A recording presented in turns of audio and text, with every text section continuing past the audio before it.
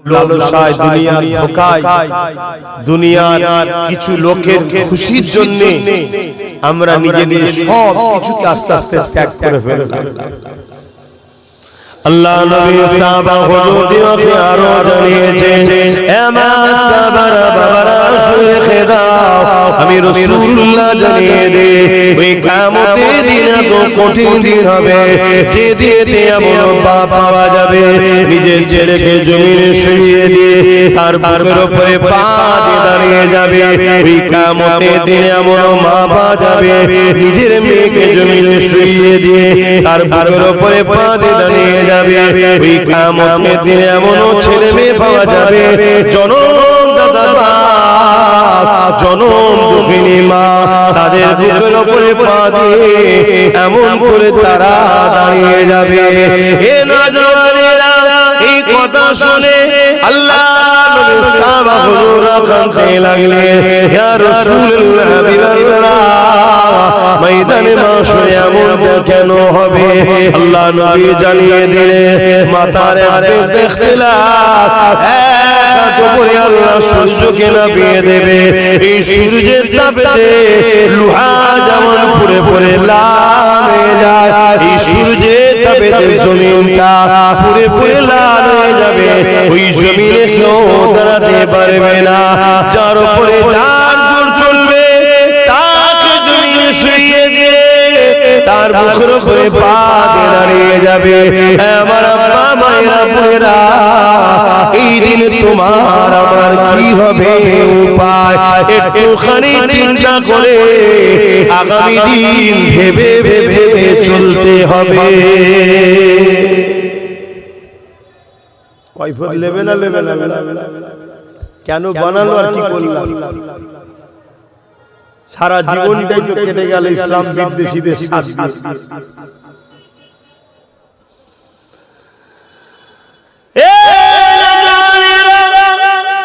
আল্লাহ রাসূল আরো জানিয়ে দেয়, এই ময়দানে মাশরেতে কিয়ামতের দিন কি গো ভাই, মানেন তো নাকি কিয়ামত হবে, বিচার হবে? একটু হাত তুলে বলেন না, মানেন তো নাকি, বিশ্বাস করেন তো নাকি? মাঝে মাঝে কিছু মুসলমানকে দেখে যেন মনে হয় হয়তো কিয়ামত, এই জন্য একটু জিজ্ঞেস করলাম।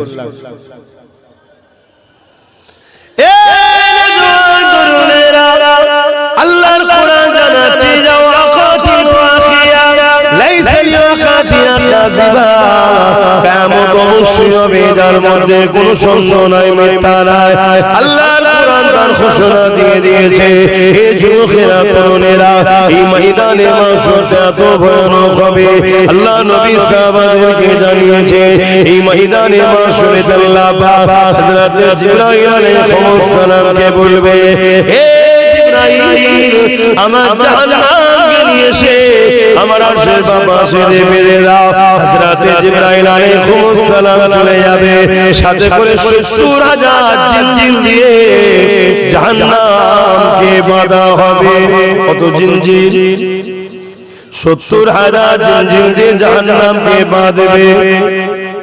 এক একটা জিনজিরে ৭০,০০০ করে ফেরেশতা ধরে রাখবে, তথাপিও জাহান্নামকে ধরে রাখতে পারবে না। ভাবছো ৭০,০০০ ইনটু ৭০,০০০ গুণ করো।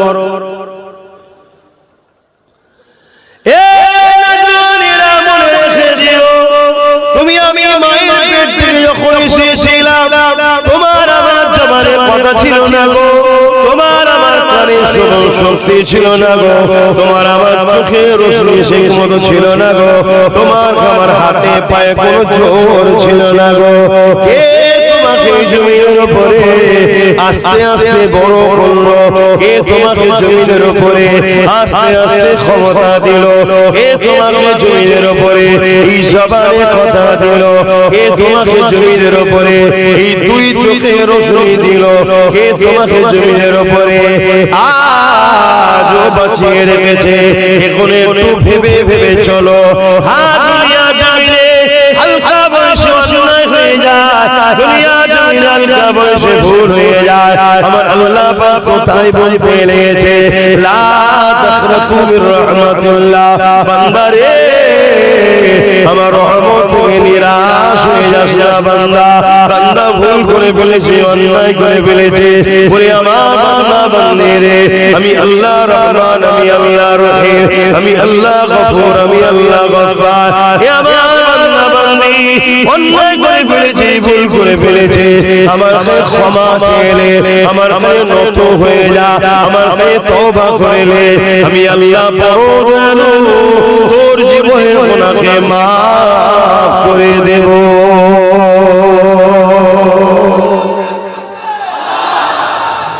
আল্লাহ আল্লাহ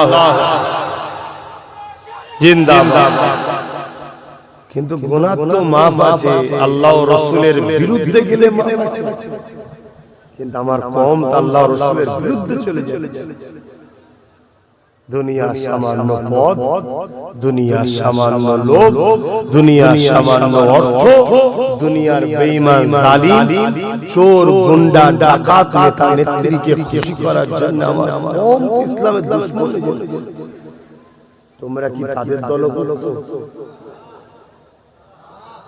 যদিও কেউ থেকে থাকো আজকে থাকার দিন নাই এখন তওবা করে ফিরে আসা হতে পারে চিনতে ভুল করি কি বুঝতে ভুল করি কিন্তু এখনো কি চিনতে বুঝতে ভুল করছো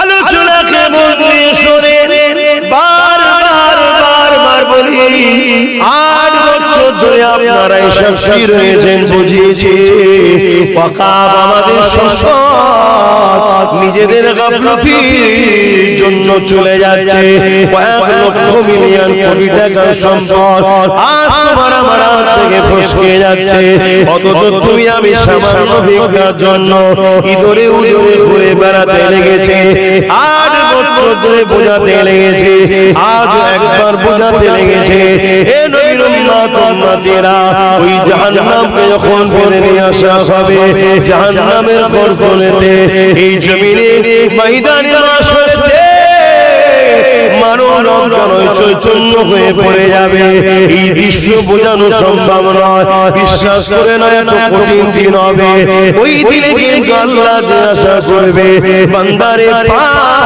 দিয়েছিলাম আমি এই পা দিয়েছি মসজিদে যাবার জন্য বান্দা তোরা গিয়েছিলিস এই পা দিয়েছিলাম আল্লাহ ওয়ালাদের দরবারে যাওয়ার জন্য বান্দা গিয়েছিলিস এই পা দিয়েছিলাম ইলম শিক্ষা অর্জন করার জন্য বান্দা গিয়েছিলিস এই পা দিয়েছিলাম বান্দা মাফ হয়ে যাওয়ার জন্য বান্দা গিয়েছিলিস হে আমার বান্দা বান্দিরে এই পা দিয়েছি এই পা দিয়ে দিন ধরে বিধবাদেরকে দেখার জন্য তাদের সহযোগিতা করার জন্য দিয়েছিলাম বান্দা গিয়েছিলিস হে যুবকেরা দুনিয়া আমাদেরকে এই পা দিয়ে গাড়ি নিয়ে গেছে দুনিয়া এই পা দিয়ে আমাদেরকে খেল তামাশায় নিয়ে গেছে দুনিয়া এই পা দিয়ে আমাদেরকে যাত্রায় নিয়ে গেছে দুনিয়া এই পা দিয়ে আমাদেরকে তাদের অবৈধ প্রচারের জন্য আমাদেরকে এই পা দিয়ে নিয়ে গেছে এই পা দিয়ে আমরা মসজিদ মাদ্রাসা বাঁচাবার জন্য র্যালিতে গেছি কি জানি না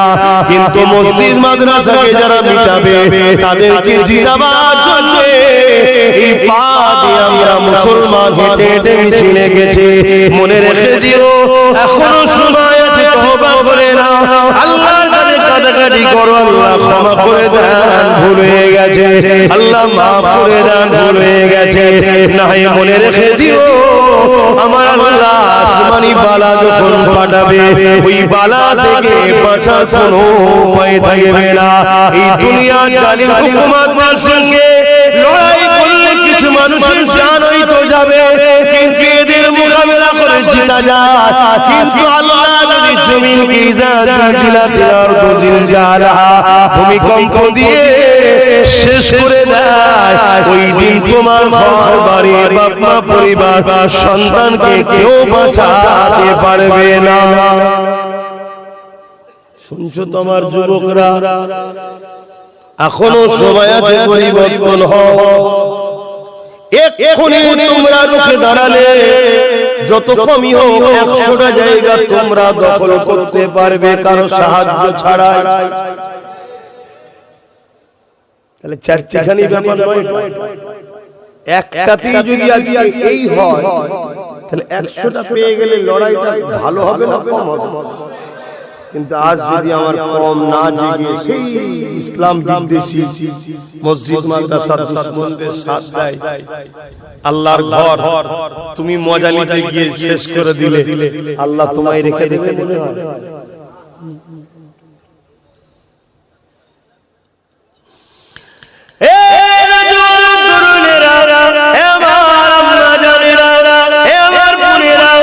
সামান্য ভিক্ষার জন্য দুনিয়াতেও বেউসুফি হচ্ছে, লাঞ্ছিত হচ্ছে, অপমানিত হচ্ছে, গোলামের জিন্দেগি পেয়ে গেছে, আর পরকালটাও অন্ধকার হয়ে যাচ্ছে। বিশেষ করে আমার মা বোনেদের বলবো, আমরা সামান্য ভিক্ষা নিয়ে আল্লাহ বিদ্বেষী নবী বিদ্বেষীদের সাথ দেবেন না। এ জায়গায় যেন আমায় ভুল বুঝবেন না। কেউ যদি হিন্দু হয় তার উপর আমার কোনো রাগ নেই। আদিবাসী, সাঁওতাল, বালবি সবাই আমাদের ভাই বোন, বাপ আদম মা হওয়ার ছেলে মেয়ে, জানেন? সেই ইসলাম মানে সে জবাব দেবে, ভুল করলো কি ঠিক করলো তার জবাব সে দেবে। কেউ আদিবাসী সে ভুল করছে কি ঠিক করছে তার জবাব স্রষ্টার কাছে সে দেবে। কিন্তু সে ইসলাম মানে আমি আমার ধর্মের বিরোধীও করে না, তার সাথে আমি উঠা বসা করতে পারি না।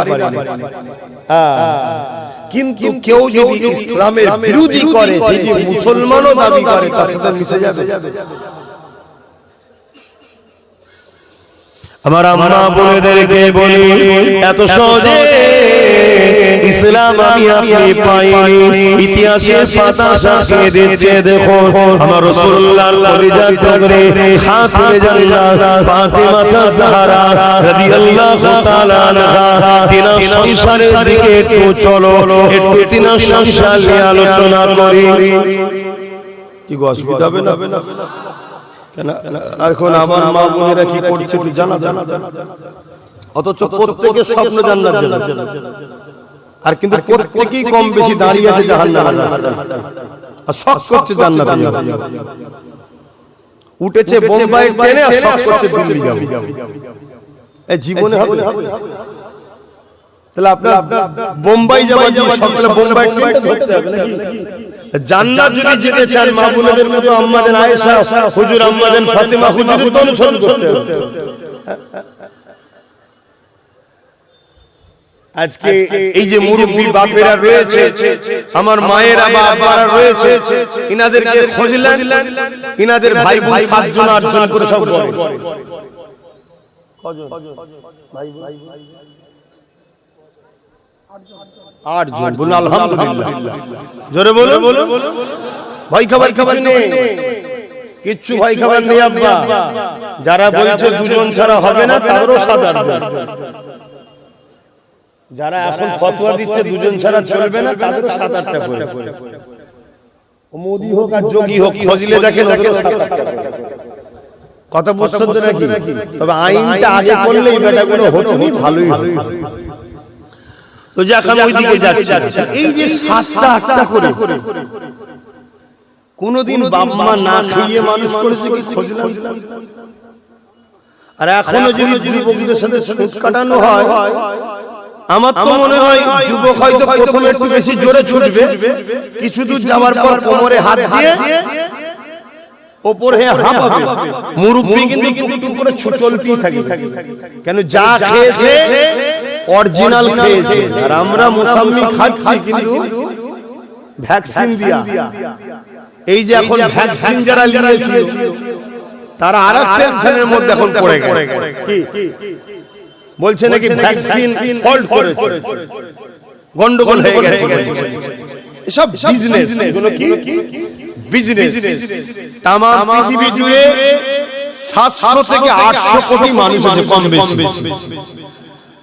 700 থেকে 800 কোটি মানুষ আছে, মাথা পিছু 100 টাকা করে ধরুন, তাহলে কত লক্ষ কোটি হচ্ছে বলেন? এটা বিজনেস। একটা বিমারকে দেখিয়ে, একটা ভয় দেখিয়ে পুরো পৃথিবীতে বড় বড় বিজনেস মাফিয়া আছে, স্বাস্থ্য দপ্তরে তারা বিজনেস করে।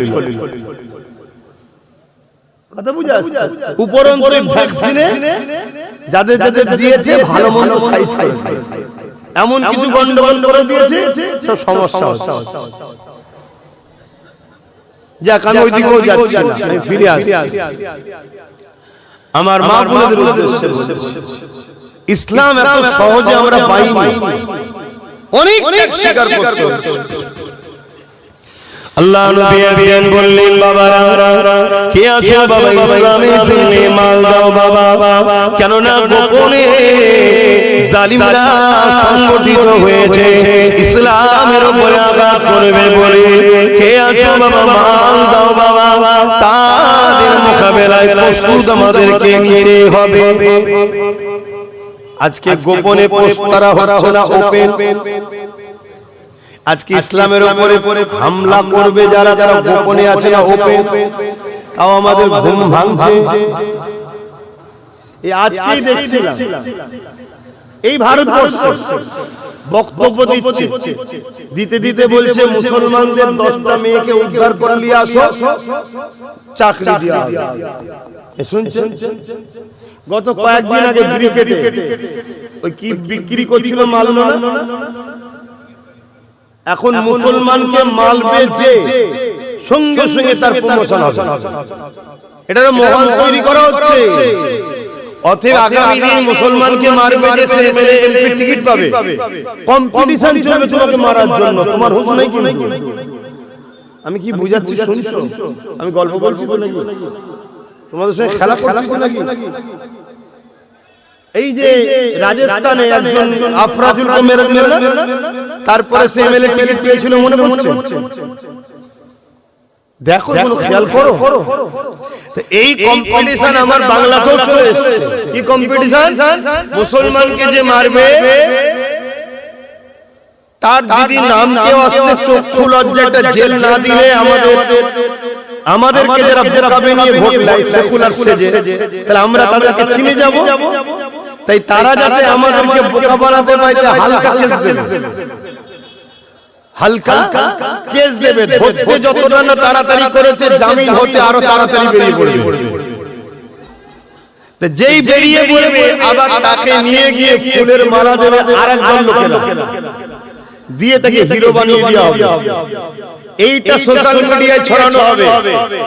এইটা দেখে দেখে সমাজের আরেক শ্রেণীর লোকের মধ্যে জাগবে, ওই মুসলমানকে মারবি তো আমারও ফটো উঠবে, জেল কি আছে, যাবো সকালবেলা দুপুরে চলে আসবো। তো দাদাও আমার, দিদিও আমার, নেতাও আমার, নেত্রী আমার, পুলিশও আমার, সব আমার, কোর্টও আমার, জজও আমার, কোনো টেনশন নেই। মার মার মার। আগামী দিন এই প্ল্যান হচ্ছে তোমাদের জন্য। কথা কিছু বুঝা? কিন্তু তোমাদের তো ঘুম ভাঙছে না। তোমরা এখনো অনেকে ঘরে আছো, আমাদের দিদি বাঁচাবে। কি আছে না? এই ঘরে অনেকে আছে। আমার বোনেরা, মন দিয়ে শোনেন, ইসলাম এত সহজে আসে রে গো। আল্লাহ নবী যখন বললেন কে আছো বাবা, মাল দাও, সালিমরা ইসলামের উপরে আঘাত করার জন্য তারা গোপনে তৈরি প্রস্তুত নিচ্ছে। হযরতে জিবরাইল আমাকে জানিয়ে দিয়ে গেছে এই লড়াই যারা ইসলামের পক্ষে সহযোগিতা করবে, আল্লাহ তাদেরকে জমিন আসমানের মতো বড় বড় জান্নাত দেবে। সাহাবাদের মধ্যে থেকে যার যা রয়েছে আল্লাহ নবীর কদমে দিতে লেগেছে। ওই সময় ওমর ফারুক হুজুর বিশাল বড় একটা পুটলি নিয়ে চলে এসেছে আল্লাহ নবীর কদমে দেবে বলে।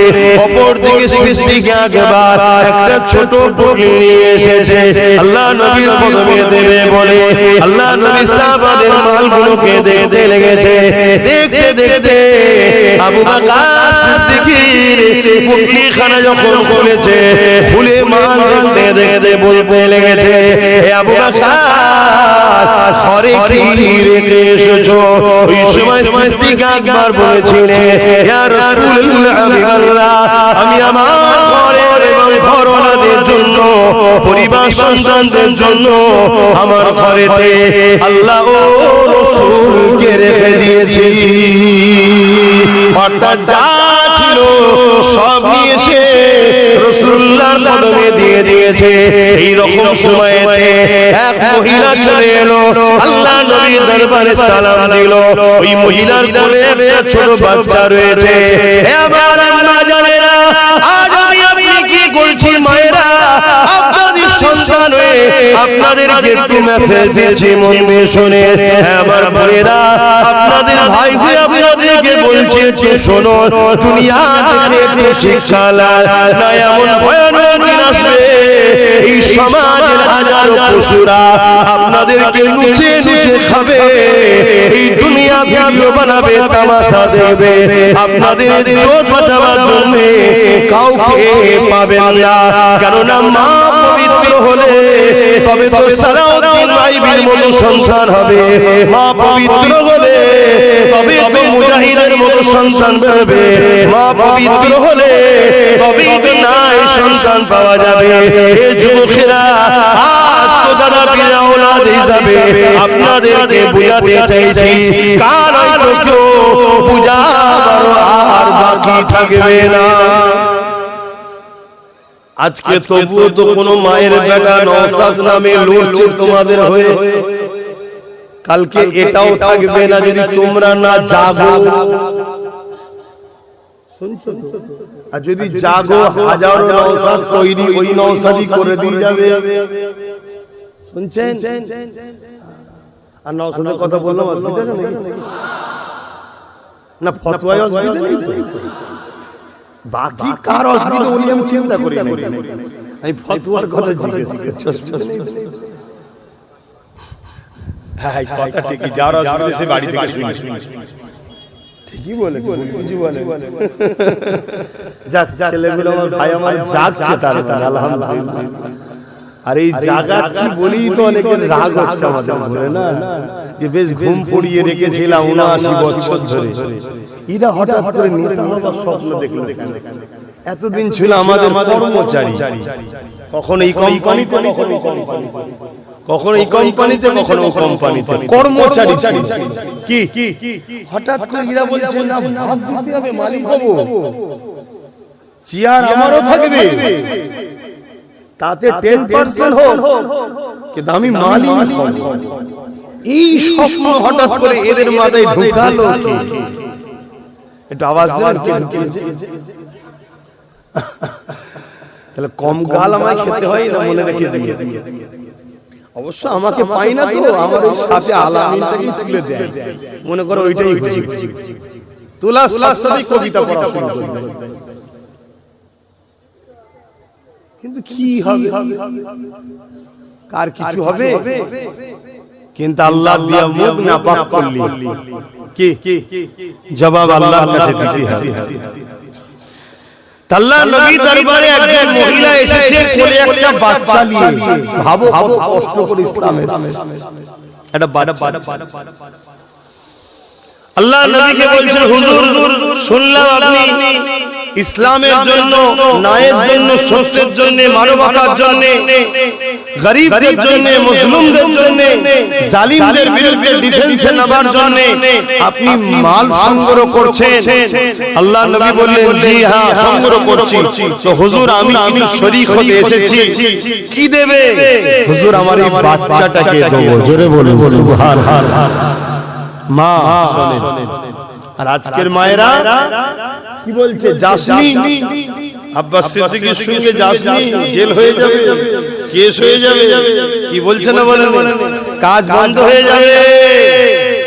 মা, কিয়ামতের দিন ওই ছেলেই জাহান্নামের কারণ হবে না তোমার? কি বলছি শুনছেন তো?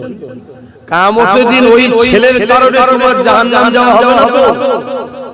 কেন কিয়ামতের দিন অনেক বাপ মা জাহান্নামে যাবে, নিজে ভালো ভালো করেছে, কিন্তু বীজখানে ছেলে এসে দাঁড়িয়ে যাবে, আল্লাহ আমি পাপ করার পিছনে আমার বাপ মার হাত রয়েছে, আমার বাপ মাকে ন্যায়ের পথে যেতে দিত না, নাই কাজ করতে দিত না, আল্লাহ আমি একা কেন যাব, এদেরকে আমার সাথে দেন। আল্লাহ বলবে ফেরেশতা আমার বান্দা সত্য বলছে, ওই সন্তানের সাথে তার বাপ মাকেও জাহান্নামে যাবে। শুনছেন?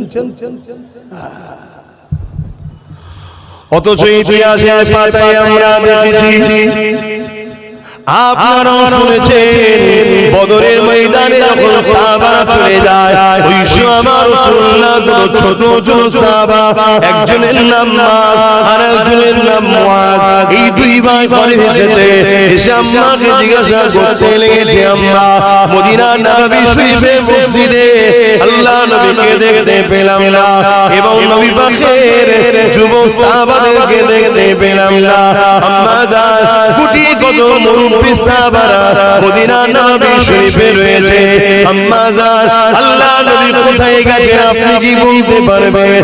আমার রাসূলুল্লাহ সাহাবারা কোথায় গেছে আপনি কি বলতে পারবেন? ওই সময় মা চোখ ভরা পানি নিয়ে বলছে, বাবা ছেলে রে, ওই সন্ত্রাস জালিম আবু জেহেল যে মক্কা জমিন আল্লাহ নবীকে কত জুলুম করেছে, মক্কা ছেড়ে দিয়ে নবী আমার ইয়াসরিবে চলে এসেছিল, কিন্তু মক্কা থেকে আবু জেহেল এখানে শহীদ নিয়ে মদিনার উপরে হামলা করবে বলে আগিয়ে এসেছে। এই জন্য রাসূলুল্লাহ তিনার যুবক সাহাবাদেরকে নিয়ে মদিনার উপরে যাতে হামলা না করে দেয়, রাস্তায় তাদের সঙ্গে সুরে করার জন্য, মীমাংসা করার জন্য, তাদেরকে রুখার জন্য আল্লাহ নবী যুবক সাহাবাদের নিয়ে গেছে। এই কথা শোনার সাথে সাথে আল্লাহ নবীর ওই দুটো ছোট ছোট সাহাবা হযরত মুআজ আর মুআজ তখন বলেছিলাম না যান, বড় দেশী ছিল এর ময়দানে, বড় বড় অস্ত্র থাকে, ঘোড়া থাকে, আমি আপনার কাছে ঘোড়া চাইছিলাম, মারে ছোট ছোট কি দুটো ছুরি পাওয়া যাবে না? মা জিজ্ঞাসা করতে লেগেছে কি করবে বাবা? ওই সময় বাচ্চা দুটো বলতে লেগেছে, মারে আল্লাহ নবীর দুশমন আবু জেহেলকে জন্মের মতো দুনিয়াতে বিদায় করে দিতে চায়। ওই বাচ্চা দুটো বলতে লেগেছে, মা আমার রাসূলুল্লাহকে মক্কা দে, আবু জেহেল কম জুলুম করে রে, আমার নবীর পিঠের উপরে পচা দুম্বার ভুঁড়ি চাপিয়েছে, আমার নবীর রাস্তাতে কাটা বিছিয়েছে, আবু জেহেল বাহিনীর আমার নবীর উপরে আঘাত দিয়েছে, আমার নবীর বান্দা মোবারককে শহীদ করেছে, আমার নবীর উপরে জুলুম করেছে, আমার নবীর উপরে অনেক অত্যাচার করেছে, মা এই জন্য আজ যখন সুযোগ এসেছে আমরা আবু জেহেলকে দুনিয়া থেকে মিটিয়ে দিয়ে যাই। এই যুবকেরা তরুণেরা ভাবেন কোন জমানে এই কথাটা বেরোচ্ছে, কোন পাওয়ারে? এটা ইমানের পাওয়ার, ইমানের পাওয়ার। আর আজকে কোটি কোটি মুসলমান আজ আমরা মাথায় হাত দিয়ে বলছি আমরা কি করব, বলছি না বলে, অথচ আজকে লড়াই করতে হবে না, তোমাকে নেবে। আজকে শুধু যে যার গ্রামের গাদ্দার গুলোকে টাইট করে দিয়ে যে যার গ্রামে মজবুত হলি হয়ে যাবে। কথা বুঝছেন না?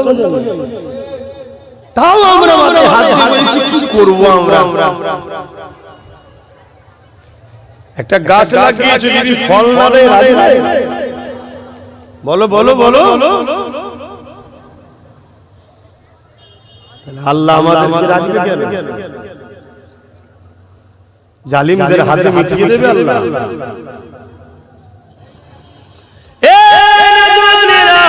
তোমার আমার মায়ের মতো সেই সাহাবীরা ছিলেন না গো। আল্লাহ নবীর ওই সাহাবীরা, মহিলা সাহাবীরা যখন নিজের বাচ্চা দুটো সন্তানের মুখ থেকে আল্লাহ নবীর এই প্রেমের কথাটা শুনলো, ওই সময় নবী পাক সাহাবীরা বলতে লাগলেন, বাবা ছেলে রে, আজ মা হয়ে নিজেকে বড় ধন্য লাগছে, যেমন দুটো সন্তানকে পেটে ধরেছিলা, যে সন্তান আল্লাহ নবীর জন্য নিজের জান ঝুঁকিতে লাগাতে চাইছে। জড়াইয়ের ময়দান তো আর খেলা করার ময়দান নয়। বাবা ছেলে যাও বাবা, চলে যাও বড় গর্বিত মা হিসাবে, যাও বাবা চলে যাও চলে যাও, রাসূলুল্লাহ দুজনের বিরুদ্ধে লড়াই করতে চলে যাও বাবা।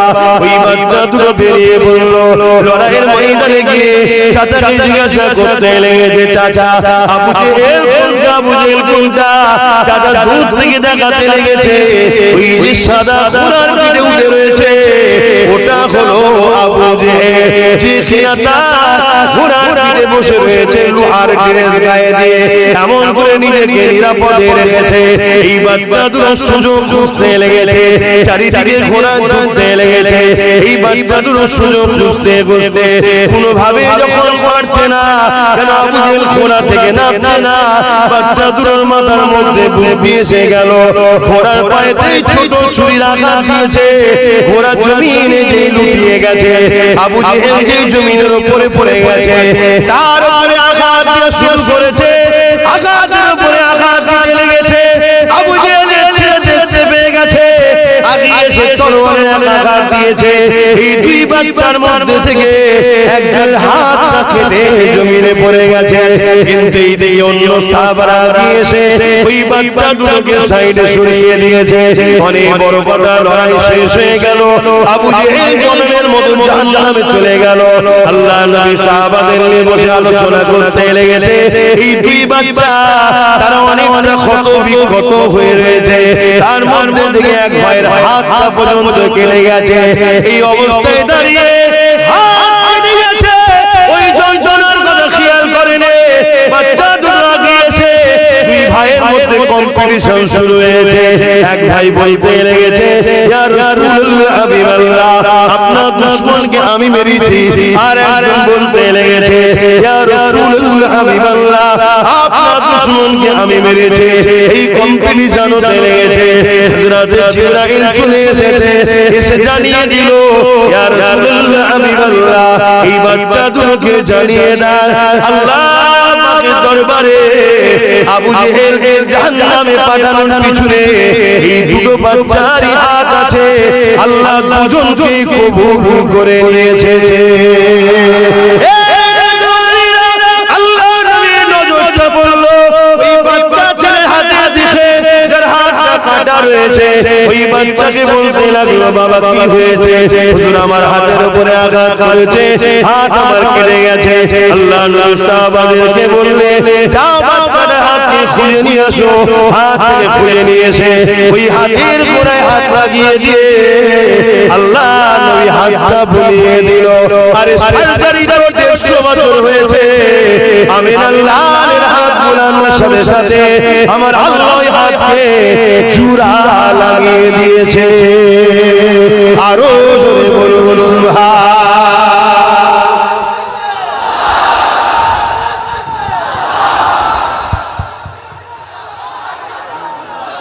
ভাইরা এখন কারো মনে হতে পারে যে ঈশা ওয়াজ করছে কেন, ঈশা ওয়াজ করছে কেন? আমি জানিয়ে দিই, ইসলাম কখনো কোন ধর্মের বিরুদ্ধে লড়াই করেন। টোটাল ইসলামের ইতিহাসে একজনকেও দেখাতে পারলেন যা শাস্তি দেবে মেনে নেবেন। ইসলাম সর্বসময় লড়াই করেছে সন্ত্রাস ও জালিমদের বিরুদ্ধে। কেউ যদি আজকে জালিমদের পক্ষপাতিত্ব নিয়ে ইসলামের এই আলোচনার বিরোধী করে, তার বিরুদ্ধেও তো আমরা যুদ্ধ করতে বসে পড়েছি। আছেন তো নাকি? আওয়াজ হালকা কেন? আছেন তো নাকি? তোর কথা আমরা পায়ের তলায় রাখি, তোর কথার কি হাইসিয়ত? আজকে পাকিস্তান যদি আর বেরিয়ে এসে আমাদের দেশের উপরে হামলা করে, আমরা কি বলবো? না না না, মানুষ হয় মেরুনি, এটা বলবেন নাকি? আমরা তখন বলবো মেরে পাট করে ব্যান্ডিল করে পাঠিয়ে কি বলবো না? বলবো এটা যদি বলতে না পারে সেটা দেশদ্রোহী গাদ্দার দোষে, ঠিক না? তাহলে দেশের জন্য দেশের বিদ্বেষী যে হবে তার বিরুদ্ধে লড়াই করা যেমন দায়িত্ব, তেমন মানবতাকে বাঁচাবার জন্য মানবতা বিরোধী যারা হবে তাদের বিরুদ্ধে লড়াই করার দায়িত্ব আছে না? সেদিন লড়াই হয়েছে, মানবতাকে বাঁচাবার জন্য, ইনসাফকে বাঁচাবার জন্য, ইনসানিয়াতকে বাঁচাবার জন্য আবু জেহেল মক্কা থেকে 430 কিলোমিটার আগে গিয়ে সন্ত্রাসী করে মদিনার উপরে হামলা করার প্ল্যান করেছে। মদিনার নিজের রাষ্ট্র নবী বাঁচাবার জন্য প্রথমে সোলেতে এসেছিল, মীমাংসা এসেছিল। তারা যখন কোনোভাবে শুনলো না, হামলা চালিয়ে দিল, তখন রাসূল বললেন, বাবারা ডিফেন্স তো করতেই হবে। জোরে বলুন সুবহানাল্লাহ। আজ আমরা হাজারবার বুঝাচ্ছি, আসো মীমাংসায় আসো, মীমাংসায় আসো, মীমাংসায় আসো। আজকেও কেউ যদি মনে করে ক্ষমতার জোরে আছে, আবার আমাদেরকে বারবার হামলা করে, একবার ডিফেন্সে নামবই আমরা ইনশাআল্লাহ। কি নামতে হবে না? হবে না? যেদিন নামবো সেদিন আজকের ফেরাউনের আওলাদদের বুঝিয়ে দেব। যেদিন নামবো আজকের নমরুদের উত্তরসূরিদেরকে বুঝিয়ে দেব। যেদিন নামবো আজকের হতভাগা আকবরদের চেলা আকবরের বোনদের বুঝিয়ে দেব। যেমন আমার বাংলায় একটা আকবরের বোন আছে, জানেন? সেদিন আকবর ক্ষমতার জোরে কোরআন মিটাবার জন্য দিলে ইলাহি লিখেছিল, দিনে ইলাহি। আর আজকে আকবরের বোন লিখতে তো পারে না, অত ক্ষমতা হয়তো নেই, কাল দেখাতেও পারে, জানি না। তার আগের ক্ষমতার দড়ি আমরা কেটে দেব ইনশাআল্লাহ। তো সেই জায়গায় একটু বলছে কোরআন মিটে যাবে, উন্নয়ন মিটবে, বলেছে না? বলে না? হ্যাঁ, এটা আকবরের বোন। আকবরকে জানেন? আরে মুগলে আজম আমার ভারতে আকবর ছিল, জানেন তো নাকি? হ্যাঁ, একই লাইনের কথা বলছে, দেখেছেন তো? ও কোরআন মিটাবে বলে দিনে ইলাহি লিখেছিল, আর এই কোরআন মিটে যাবে, উন্নতি মিটবে না বলছে। শুনছেন তো নাকি? আর এই কথা শুনে কোন মুসলমানের আবার রাগ হবে না তোমার উপরে?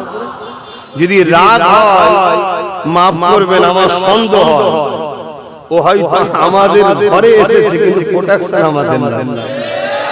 আমার ডাউট হচ্ছে কেন মুসলমান যত খারাপই হোক কোরআনের বিরুদ্ধে দাঁড়াতে পারে? ঠিক না? বেঠিক হতে পারে, হালকা বয়সে গুনাহ করেছে, সিনেমা দেখেছে, যাত্রায় গেছে, ফাংশনে গেছে, মদ খেয়েছে, জেনা করে ফেলেছে, হাজারো পাপ করেছে, আমি স্বীকার করছি, হালকা বয়সে হয়ে গেছে। কিন্তু মুসলমানের খুন কোরআনের বিরুদ্ধে যেতে এটা বাস্তব কথা, কিন্তু ঠিক না? বেঠিক কোন মাতালকেও যদি যে বলা হয় পুরো মদ খেয়ে চলে একদম ভোট, হয়তো শুয়ে পাও দিকে বলছে আমি এখন বর্তমান ডোনাল্ড ট্রাম্প, হয়তো এই খবর দেখতেছে, তাকেও যদি বলা হয় এই কোরআনটা পড়াতে 2 গ্লাস মদ দেয়া হবে, সে মনে ওই অবস্থায় উঠে দাঁড়িয়ে বুকে লাথি মারবে। আমি কি ভুল বলছি? কারণ ও ভুল খাচ্ছে ঠিকই, কিন্তু ও মুসলমানের খুন তার প্রমাণ দিচ্ছে। আর কখনো যদি কারো সামনে বলা হয় কোরআন মিটে যাবে, কেউ বলে এ শয়তান জাহান্নামের কুকুরকে শাস্তি রে, আরেকটা কুকুর জাহান্নামে, এরপরও যদি কোনো মুসলমান বলে না এই কথা বলা উচিত হয়নি, তাহলে জানতে হবে বাবা সন্দেহ ব্যাপার আছে। আমি বাকিটা বেশি খুলে বলছি না, আশা করছি আপনারা জ্ঞানী গুণী মানুষ, অন্য কিছু না বুঝলেও এটা ভালো। কি অসুবিধা? সে জেলার সাহেবই হোক না কেন রে বাবা, এই ধরে লাও।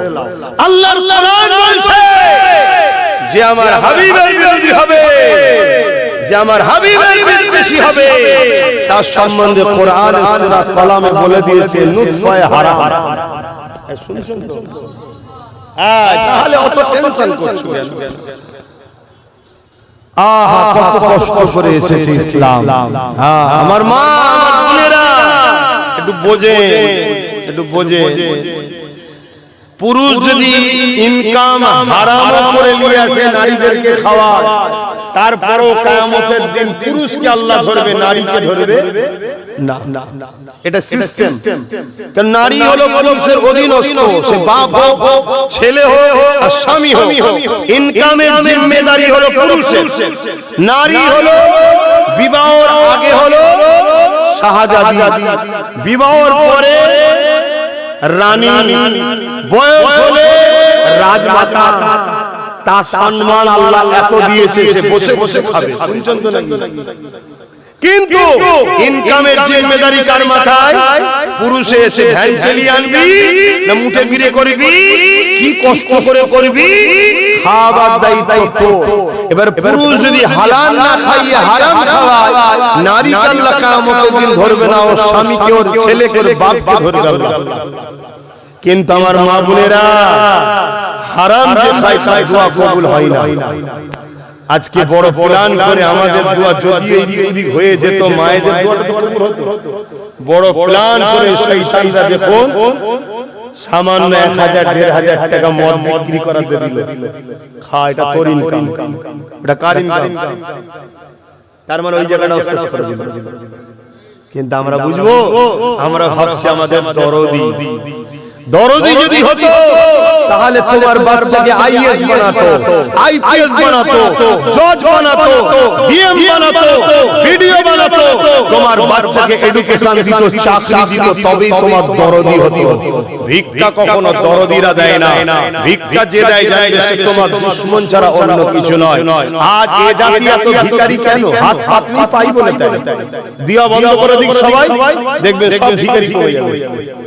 এত জাকাত দেওয়া হচ্ছে, ভিখারি কি কমছে? কথা বলে হাত পাতলি যখন পায়, এর চেয়ে সহজ কি রাস্তা আছে? হাঁটবো কেন? মনে রাখবেন, এখন একটা পরিকল্পনা হচ্ছে আমাদেরকে মিটিয়ে দিবা। তাই আমি ওখানে আগে আল্লাহ নবী বান্দিটাকে, আল্লাহ নবী ওই উম্মতিটাকে বলতে লাগলো, ওই মহিলাটা যে বাচ্চাটাকে কোলে করে নিয়ে বলতে লেগেছে, ইয়া রাসূলুল্লাহ, হাবিবাল্লাহ, আমি এই লড়াইয়ের জন্য এই বাচ্চাটাকে দান করতে এসেছি। একটু বলি না, কি অসুবিধা হচ্ছে?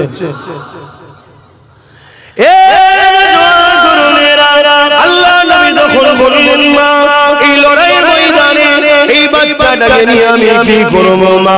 ওই মহিলা বলতে লেগেছে, ইয়া রাসূলুল্লাহ, হাবিবাল্লাহ, লড়াইয়ের ময়দানে আমার বাচ্চা হাঁটতে পারে না, আমার বাচ্চা তীর মারতে পারবে না, আমার বাচ্চা কোনো কাজে লাগবে না।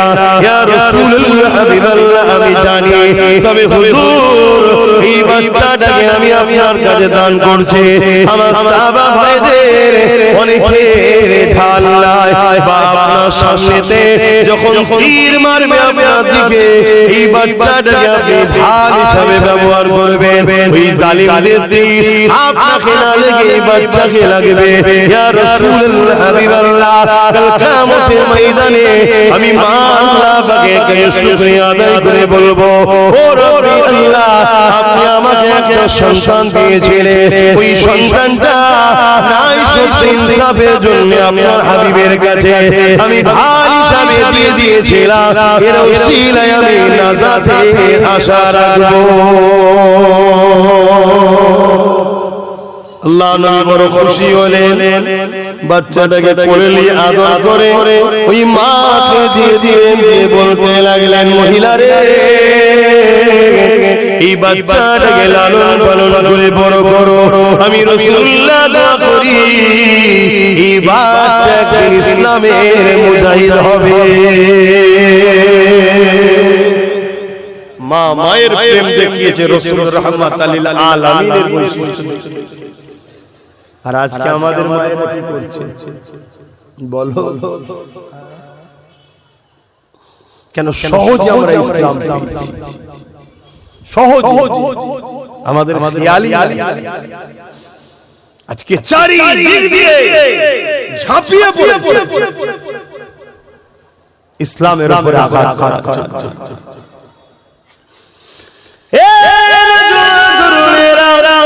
এই দুনিয়া কার জন্য চিরস্থায়ী নয়, মনে রাখবেন আল্লাহ দিনের ইবাদতের মালিক হলেন আল্লাহ।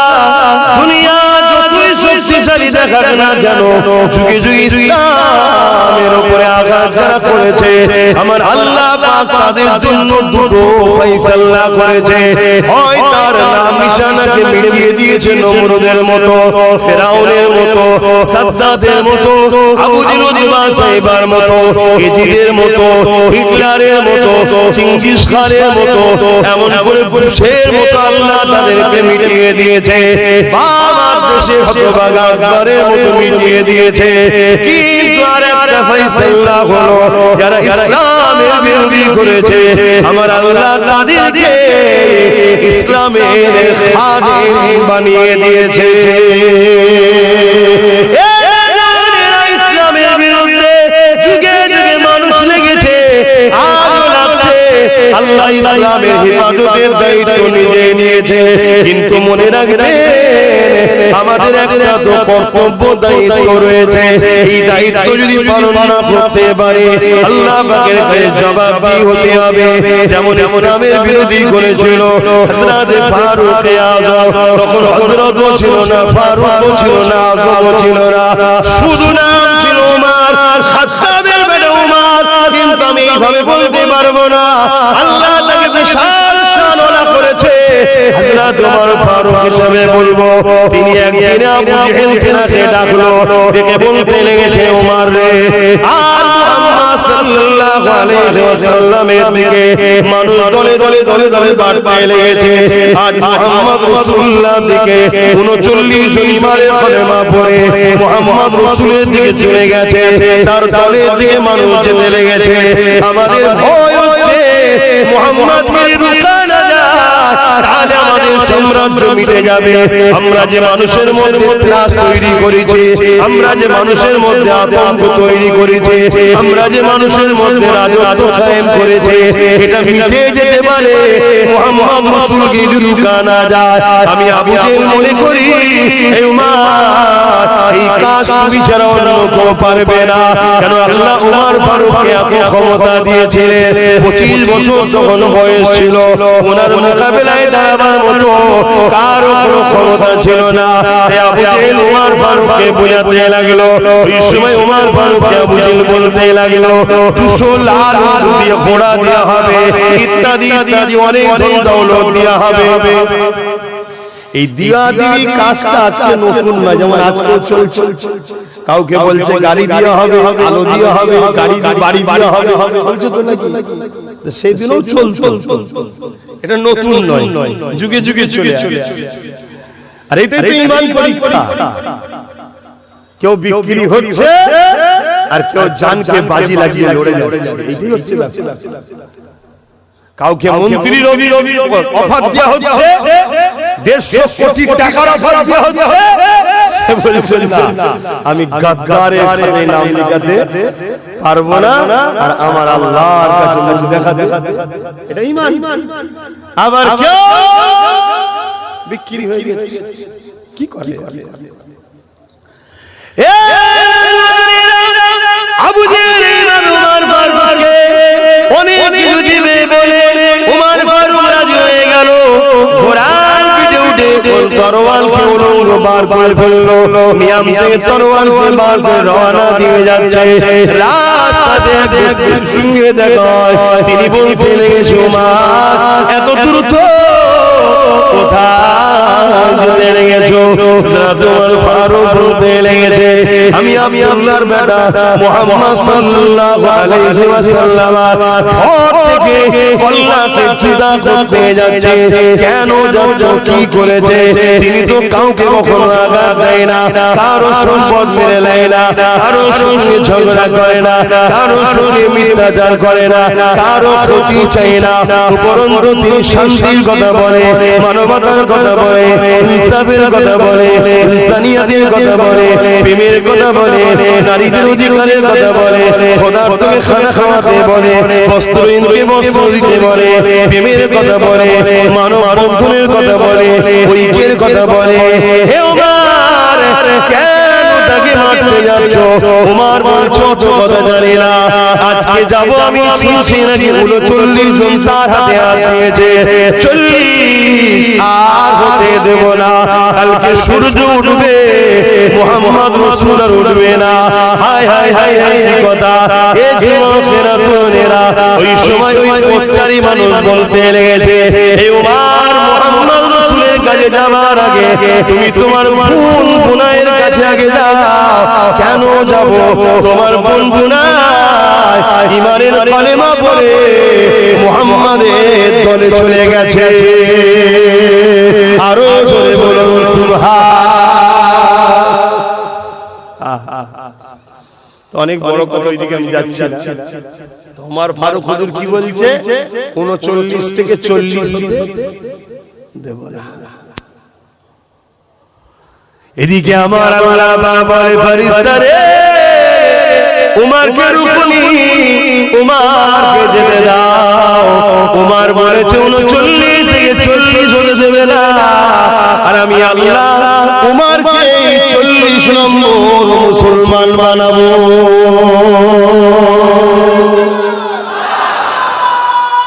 আল্লাহ।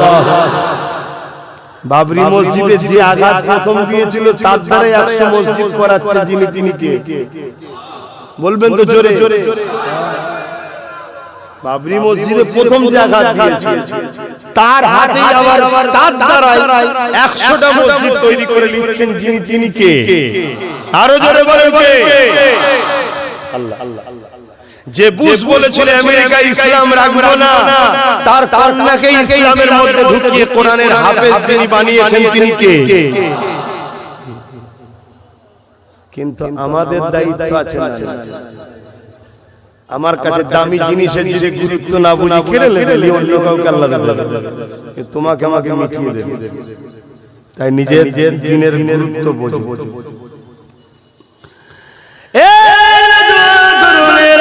হযরত ওমর ফারুক রাদিয়াল্লাহু তাআলা এমন সময় তিনি রওনা দিয়ে দিলেন। ওমর ফারুক হুজুর যাওয়ার পরে আমার রাসূলুল্লাহ যে ঘরের মধ্যে রয়েছে, এই ঘরে দরজার ঘরে আঘাত দিল। ঘরের মধ্যে 39 জন সাহাবাদের নিয়ে আল্লাহ নবী দিনের মেসেজ শোনাচ্ছে, দিনের কথা শেখাতে লেগেছে। ওমর দরজার ঘরে আঘাত দিয়েছে। ভেতর থেকে এক সাহাবী আওয়াজ বলছে, কে?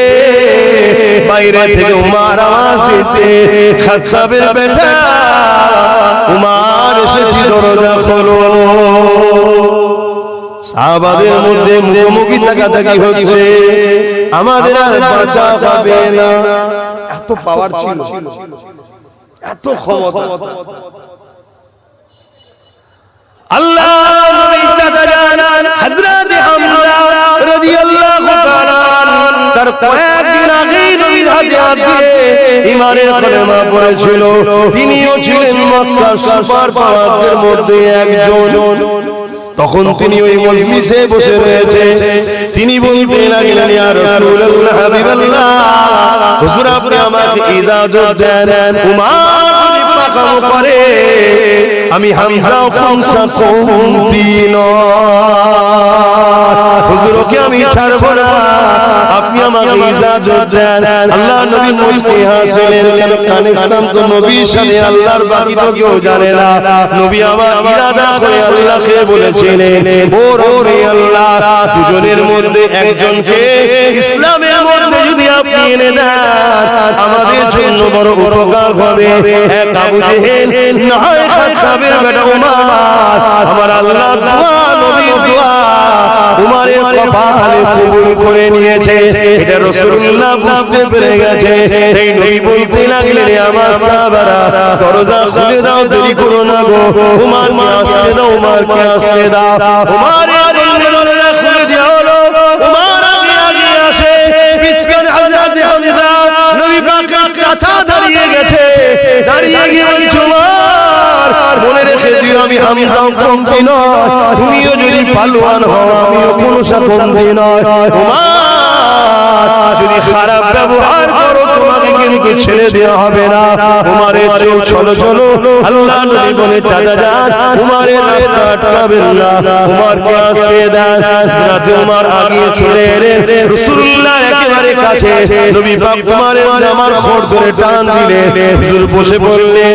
বসে পড়ার পরে আল্লাহ নবী শুধু বলতে লাগলেন, হে উমর, এখনো কি সময় হয়নি আল্লাহর রাসূলের দিকে ফিরে আসা?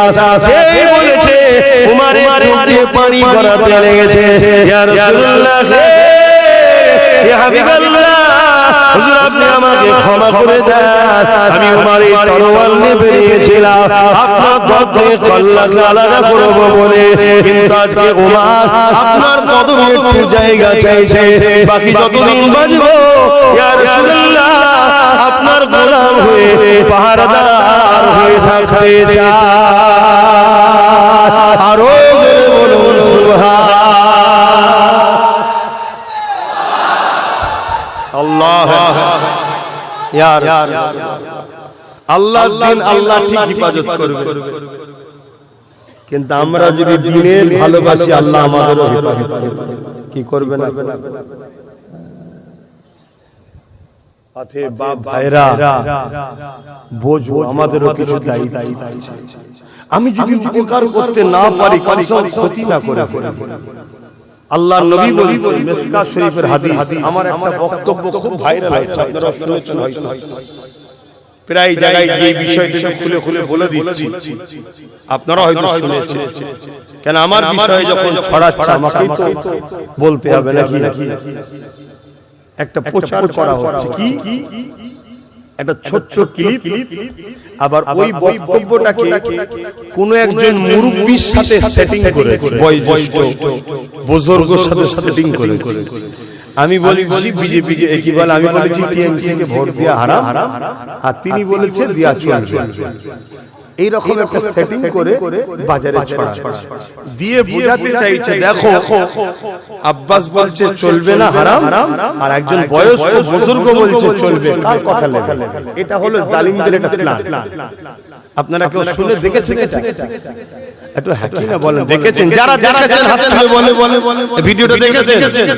যাক, তাহলে আপনাদের মধ্যে একটা ভয় মানে আমাকে একটা চিন্তা হতে পারে, এটা খোলাসা করা দরকার আছে না? কেন বলেছি, কি জন্য বলেছি, এর আগে কি আছে পরে কি আছে একটু জানা দরকার আছে না? আপনারা আগ্রহ শুনতে, কারা শুনতে ইচ্ছুক আছেন হাত তুলে দেখান, লম্বা করে হাত তোলেন। যাক, আলহামদুলিল্লাহ। তাহলে আমি আলোচনা করছি, কিন্তু তার আগে আমি যে কথাটুকু বলছিলাম, আচ্ছা একটু আগে সালামটা দিয়ে দিই, এই সময় যদি কারো ইচ্ছা না শোনার থাকে সেই সুযোগে আস্তে আস্তে চলে যাবে। কি বিছখানে ঢুকে পড়েছে, হয়তো বেচারি শুনতে চাইছে না, কিন্তু যে শুনতে চায় তাকে শোনানো দরকার। কেউ যদি শুনতে নাও চায়, আমার বিষয়ে যখন একটা প্রশ্ন চিহ্ন উঠছে, আমাকে খোলাসা করা দরকার আছে না? কেন? কেউ যদি আমি দোষী না হয়, আমাকে যদি দোষী বলে সন্দেহ করে, আল উলামা ইহনাতুল কুফরুন, উলামাদেরকে যদি কেউ ইহনাত করে সে কুফরি করলো। তাহলে খোলাসা করা দরকার, না হয় কওমের ছেলে ভুল রাস্তা চলে যাবে। তো তার আগে আসুন একটু সালাম দিয়ে নিই। হে নবী সালাম,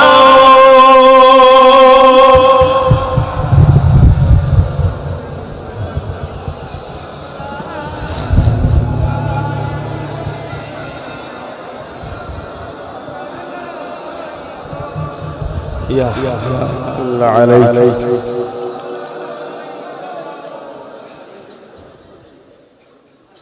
জোর করে কখনো ভালোবাসা হয় না, ওই জন্য আমি কখনো কাউকে জোর করে কোনো জিনিস দিতে চাই না। তাই আলোচনা করার আগে দাঁড় করিয়ে দিলাম এই জন্য, যদি কেউ অসুবিধা থাকে এই সুযোগে যাতে চলে যেতে পারে। এটা কি ভুল করলাম? কেন জোর করে মানুষকে দিকি লাভ, ঠিক না?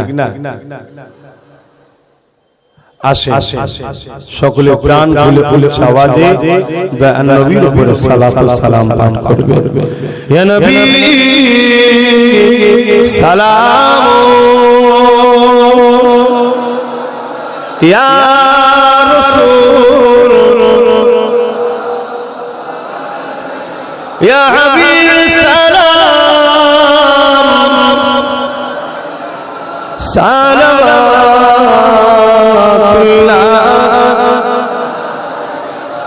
কঠিন হাসর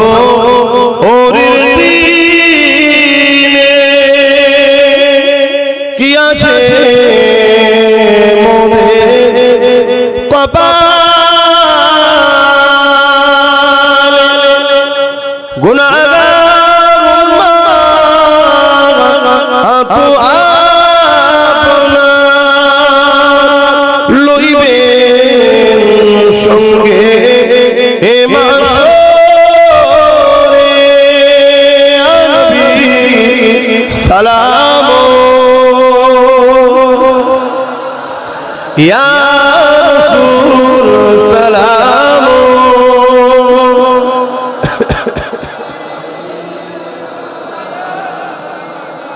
সালাম জিবরাইল দিলে এই আয়াত খুলে দাও আসমানের দুয়ার এসেছে নবী ঈদের সরদার করিতে আল্লাহ আরো দিদার ইয়া নবী সালাম ইয়া রাসূল সালাম ইয়া হাবিব সালাম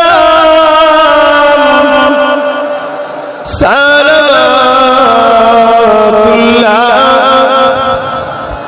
সকলে বসে বিকামালিহি কাযাবাত তুজা বিজামালিহি হাসানাত জামিউ সালিহি সাল্লু আলাইহি ওয়া আলিহি আল্লাহুম্মা সাল্লি আলা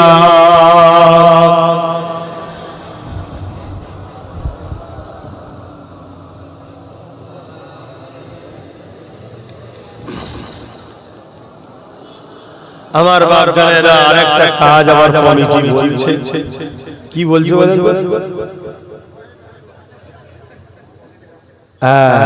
এই ভাইটা ভালো বলে বাকি গুলো হ্যাঁ করেন নাকি দাও দাও দেরি করছে কেন পকড় হাত দাও একটু দাও রেডি হও যাচ্ছে চল যাও জেনে গেছে তো সব একটু পকড়ে হাত দিই হয়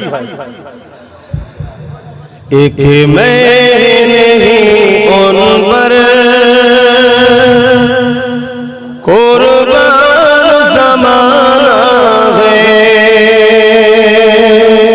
बोलूं ना सुभान अल्लाह आरो जोरे बोले एक मैं नहीं उन पर कुर्बान ज़माना है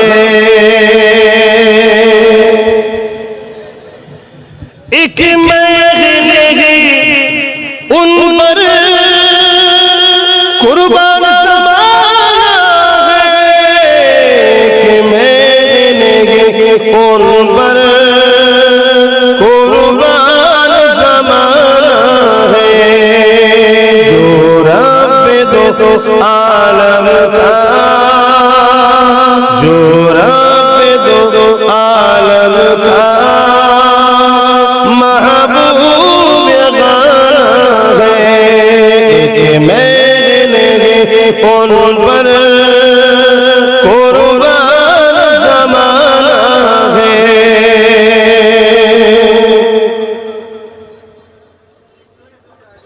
कल्पुल से जिसने हमें खुद ही लगाना है कल्पुल से जिसने हमें खुद ही लगाना है जगरा कौबा है हसनैन का नाना है जगरा कौबा है हसनैन का नाना है एक मैं उन पर कुर्बान ज़माना है अल्लाहुम्मा सल्ली अला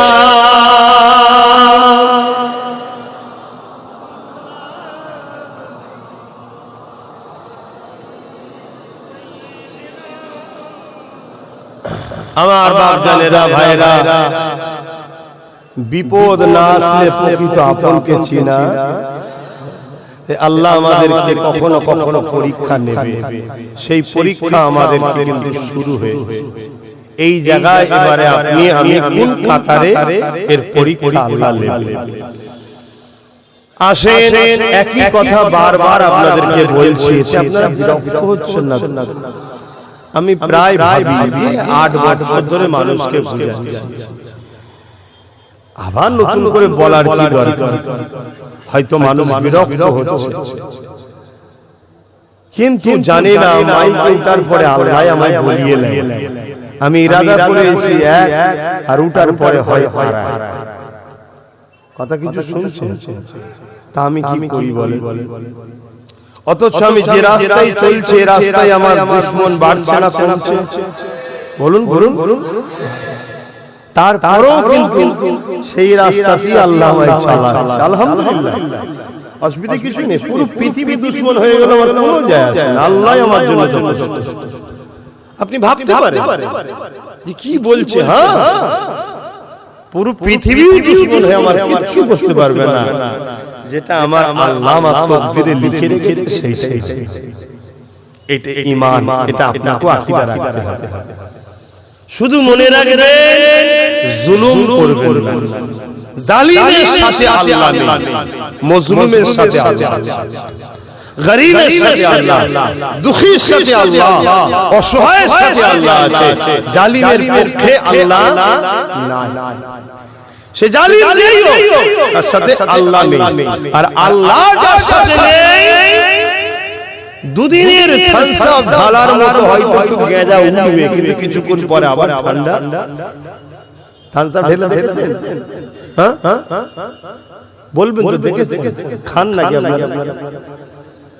ঠান্ডা খাবার আগে একবার ঠান্ডা কিনে নিয়ে টয়লেট ধোবে, ধুয়ার পরে খাবে। যদি বলেন কেন? একবার টয়লেট পরিষ্কার করবেন থামস আপ দিয়ে, কেমন চকচকে পরিষ্কার হয় দেখবেন। তাহলে যে জিনিসটা অ্যাসিড দিয়ে কি বলে টয়লেট পরিষ্কার হচ্ছে, সেটা আপনি পেটে দিচ্ছেন, আপনার পেটটা কি হচ্ছে ভাববেন, তখন দেখবেন আর খাবেন না। এত খারাপ ঠান্ডা পানি, কমল পানি, এর চেয়ে বড় মারাত্মক খারাপ জিনিস আজকে যুবকদের সব শেষ করছে এই কমল পানি, যেটাকে বলা হয়, সেই পানি জিনিস আজকে শেষ করছে। এটা বিজনেস, মানুষ জাতিকে ধ্বংস করার একটা বিজনেস। পয়সা হচ্ছে মানুষ ধ্বংস। তো যা খাবেন না, চেষ্টা করবেন। তা আমি যে কথা বলছিলাম, আমি জানতে চাইছি, আল্লাহ রাসূল বলছেন, আমি জানতে চাইছি, কেন্দ্র সরকার ওয়াকফ কালা কানুন করেছে 2025। এই বিষয়ে আপনারা সবাই জানেন তো? সেই আইন এত মারাত্মক ভয়ঙ্কর আইন, যে আইনে আমার আপনার মসজিদ, কবরস্থান, ঈদগাহ, খানকা সব ধ্বংসের মুখে। অলরেডি বহু জায়গা বুলডোজার দিয়ে কবরকে প্লেন করে মসজিদ ভেঙে, মাদ্রাসা ভেঙে শেষ করে দেওয়া হচ্ছে। পুরো দেশেও চলছে, আমার রাজ্যেও চলছে। আমি জানতে চাইছি, এই ওয়াকফ কালা কানুন এটা নাই না অন্যায়? সংবিধানের পক্ষে না বিরুদ্ধে? ইসলামের পক্ষে না বিরুদ্ধে? ইসলামের বিরুদ্ধে যদি কোনো শক্তি লাগে, সেই শক্তিকে আপনি যদি সহযোগিতা করেন, তাহলে আপনি ইসলামের পক্ষে না বিরুদ্ধে? এই কালা কানুন তৈরি হয়েছে, আর সেই কানুনকে যদি আমার রাজ্য সরকার সাপোর্ট করে নেয়, অ্যাকসেপ্ট করে, আমার রাজ্য সরকারও ইসলামের পক্ষে না বিরুদ্ধে? আওয়াজ দিয়ে বলবেন। আল্লাহ বুঝা করে না তো? তাহলে হক কথা জবান খুলে বলবেন। এমনও হতে পারে আল্লাহ জবান দিয়েও অনেকের জবান কেড়ে নিয়েছে। এ সমাজে ঘটে না? ঘটে না? অতএব আর কি করতে বসেনি, আর পেটে জ্বালাতে এসেছি। খুব ভালো করে বোঝেন, হাতের 5টা আঙ্গুল যেমন সমান নয়, পরিবারের 5টা ছেলেও সমান নয়। মুরগির পেটে অনেক কটা ডিম দেওয়া হয়, সব কটা বাচ্চা হয় না, একটা দুটো ভোলা হয়ে যায়। কথা বুঝে আসছে তো না? তো সেই জায়গাতে কেন্দ্র সরকারও যেটা করছে সংবিধান বিরোধী এবং ইসলাম বিরোধী, আর সেই সংবিধান ও ইসলাম বিরোধী আইনকে আমার রাজ্য সরকার যখন সাপোর্ট করে তাহলে সেও ইসলাম বিরোধী সংবিধান বিরোধী, ঠিক তো নাকি? এবারে রাজ্য সরকার তার ভাইপোকে বাঁচাবার জন্য আমার মসজিদকে বলি দেবে, আমার মাদ্রাসাকে কুরবানি করবে, ওটা আমরা মেনে নেব কেন? ঠিক তো নাকি? হ্যাঁ, এটা আমরা মানতে যাব। কারকে বাঁচাবার জন্য আর আমার মসজিদ মাদ্রাসাকে কুরবানি দেবে, এটা মেনে নেওয়া যেতে পারে? তাহলে রাসূল পাক সাল্লাল্লাহু আলাইহি ওয়াসাল্লামের হাদিস, মুসলিম শরীফ কিতাবের নাম, হাদিসের কিতাবের নাম মুসলিম শরীফ, এতগুলো ক্যামেরা রেকর্ড হচ্ছে। আমি কয়েক জায়গায় চ্যালেঞ্জ দিয়েছি, আমার যদি কথা ভুল হয় তাহলে শাসক তো তোমাদের পক্ষে আছে, পুলিশও তোমাদের সাথে আছে, তাহলে সবাই নয়, কিছু মানবতা প্রেমী পুলিশ আছে, তাদেরকে শ্রদ্ধা সম্মান করা এটা নাগরিক হিসেবে দায়িত্ব করি। তো যাই হোক, আবার তখন তোমাদের হাতে, তোমাদের অনেক মুফতি মাওলানা বক্ত ভাড়াটিয়া আছে নাকি? এইটা একটু ঘোরা ঘোরা করে নিয়ে আসো না ব্রিগেডের ময়দানে। আব্বাস সিদ্দিকী যাবে, একটা বাহাস হবে। আব্বাস সিদ্দিকী যদি ভুল বলে থাকে বাবা তোমার হাতে ধরে ফাঁসিতে ঝুলিয়ে দেবে, কি আছে? আল্লাহু আকবার, আল্লাহু আকবার। আর যদি আব্বাস সিদ্দিকী ঠিক হয় তাহলে ওই ময়দানে কতগুলো ভাড়াটিয়া ট্রাক্টর ঘোড়া আছে, জনগণ কমসে কম চিনে যাবে যে এই মুলি সাহেব পুরো দালাল। জানা দরকার আছে না? না। তো ভাইরা আমার বক্তব্য ছিল কি? আমার বক্তব্য ছিল রাসূল পাক সাল্লাল্লাহু আলাইহি ওয়াসাল্লামের হাদিস মুসলিম শরীফের, আল্লাহর নবী বলেছেন অন্যায় দেখলে হাত দিয়ে রুখে দাও।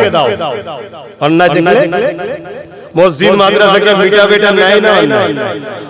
তাহলে যে মিটাতে চাইছে রাসূলের হাদিস হাত দে রোকো, যদি হাতে ক্ষমতা না থাকে মুখ দিয়ে প্রতিবাদ করো, যদি মুখে প্রতিবাদ করার ক্ষমতা না থাকে অন্তর থেকে ঘৃণা করে দূরে সরে যাও।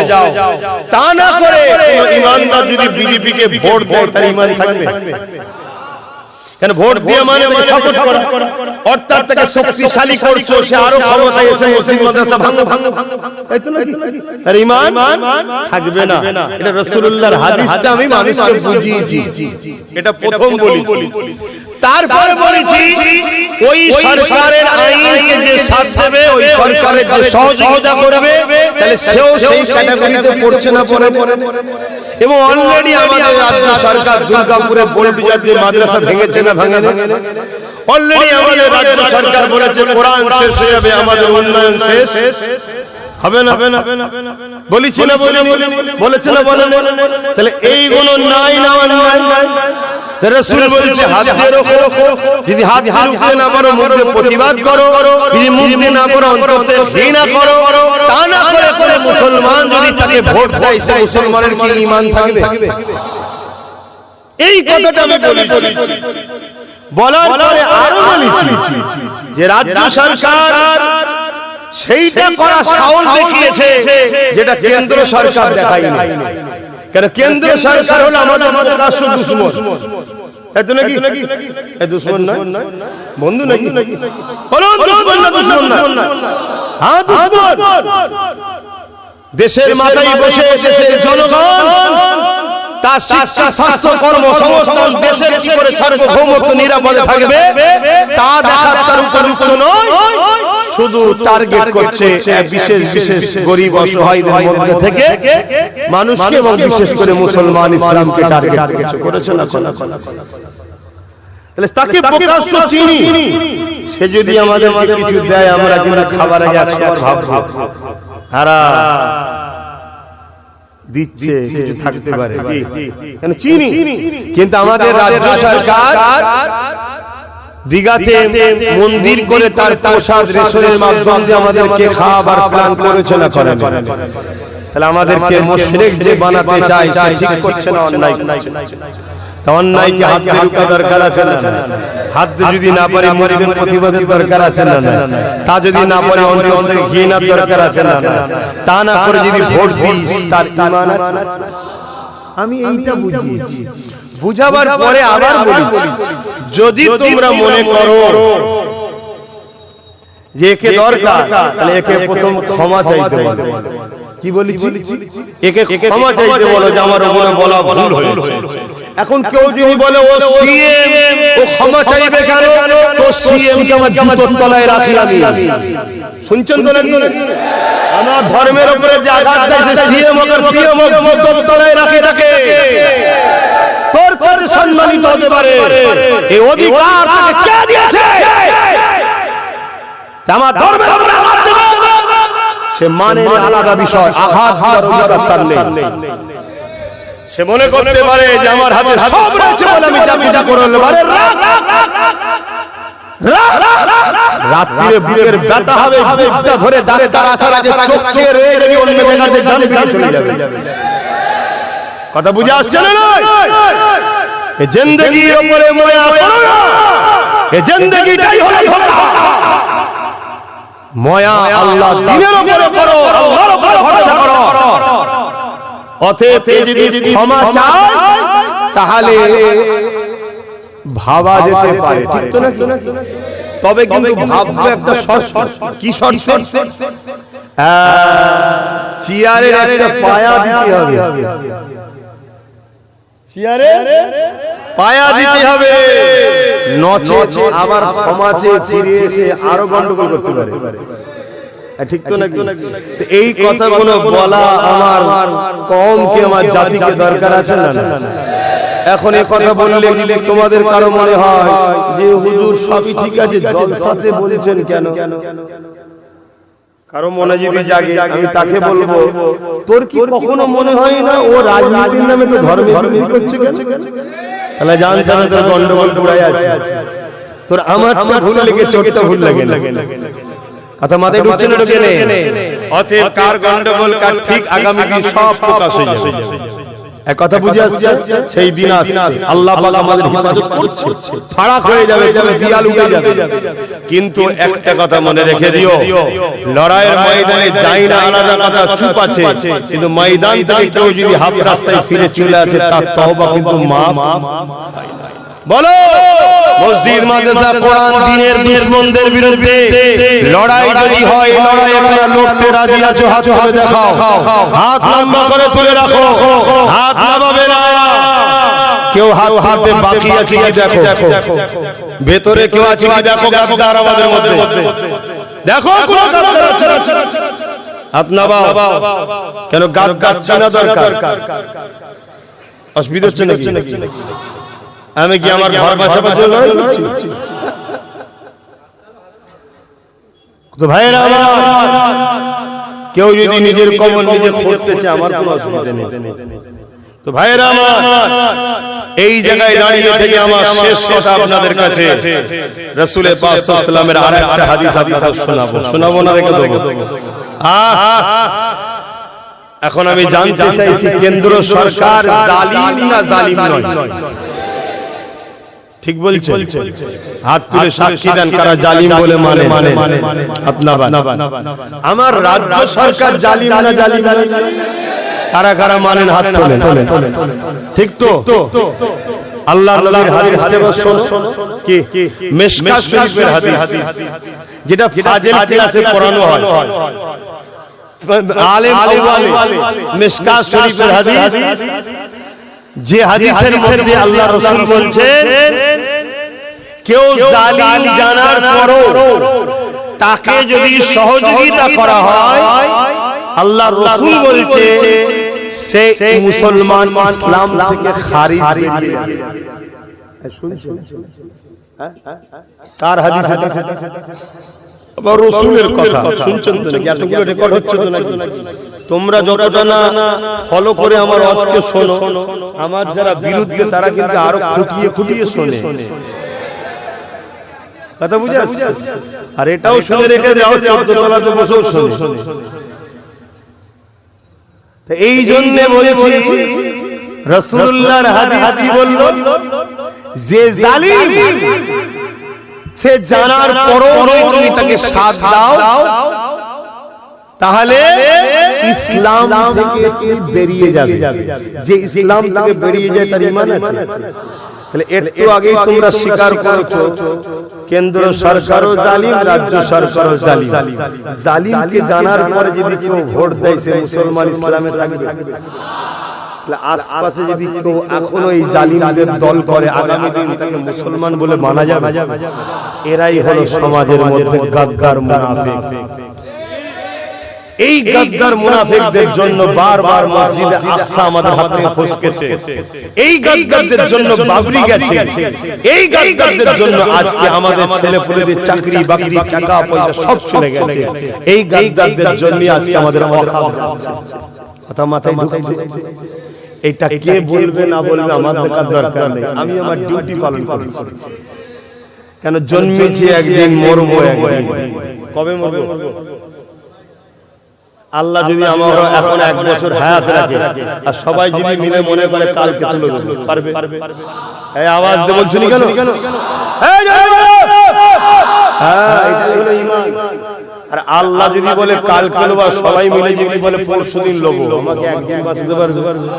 তাহলে কেন দুনিয়ার পিছনে ছোট? কেন দুনিয়াকে ভরসা করো? হাসবুনাল্লাহু ওয়া নি'মাল ওয়াকিল, নি'মাল মাওলা ওয়া নি'মান নাসীর। মহান রাসূলই একমাত্র আমাদের সাহায্যকারী। আর আল্লাহকে যে সাহায্যকারী হিসাবে পছন্দ করে, আল্লাহ তার জন্য যথেষ্ট। হে আমার আল্লাহ, আপনার উপরেই আমি ভরসা করে আছি। আপনি আমায় বাঁচিয়েছেন, আপনি আমায় বলাচ্ছেন, আপনি আমায় বাঁচিয়ে রেখেছেন। যেদিন আমার তকদিরে আপনি লিখে রেখেছেন, যেভাবে যেখানে যে টাইমে যে সেকেন্ডে, সেই সেকেন্ডেই আব্বাস সিদ্দিকীর মরণ হবে। পৃথিবীর কোনো বাপের বেটা আমাকে মারতে পারবে না। আর যদি আমার হায়াত থাকে 1 সেকেন্ডের জন্য কেউ আগেও লিখে, জোরে বলুন, এই মত কখনো ভয় করবে না। এটা এমন একটা সত্য, তুমি যদি পৃথিবীর বাদশা হও তাও তোমার মত হবে, তুমি জেলার সাহেব হও তোমার মত সেই টাইমে হবে। অতএব মত নিয়ে কখনো ভাববে না, আর মত কখনো ভয় করবে না। ভয় করো, জুলুম করবে না, কেন জুলুমের সাথে আল্লাহ লড়াই করে। জালিমদের বিরুদ্ধে আল্লাহ, জানেন তো নাকি? জালিমদের বিরুদ্ধে রাসূলুল্লাহ। তা আমরা জালিমদের পক্ষে থাকবো না বিরুদ্ধে? এই জোরে বলো। তাহলে কেন্দ্র সরকার ও রাজ্য সরকারের বিরুদ্ধে কারা থাকবেন? হাত তোলে। কথা ঠিক তো নাকি? না খুব টেনশনে পড়ে গেলে আপনারা যে আব্বাস সিদ্দিকীর জলসা কেন শুনতে এলো? যা কিছু ভাগে পেয়েছিলাম সব বেকার হয়ে গেল। হ্যাঁ, তা জানা কোন জাহান্নামে যাবে সাতটা আছে, যেখানে খুলে চলে যা।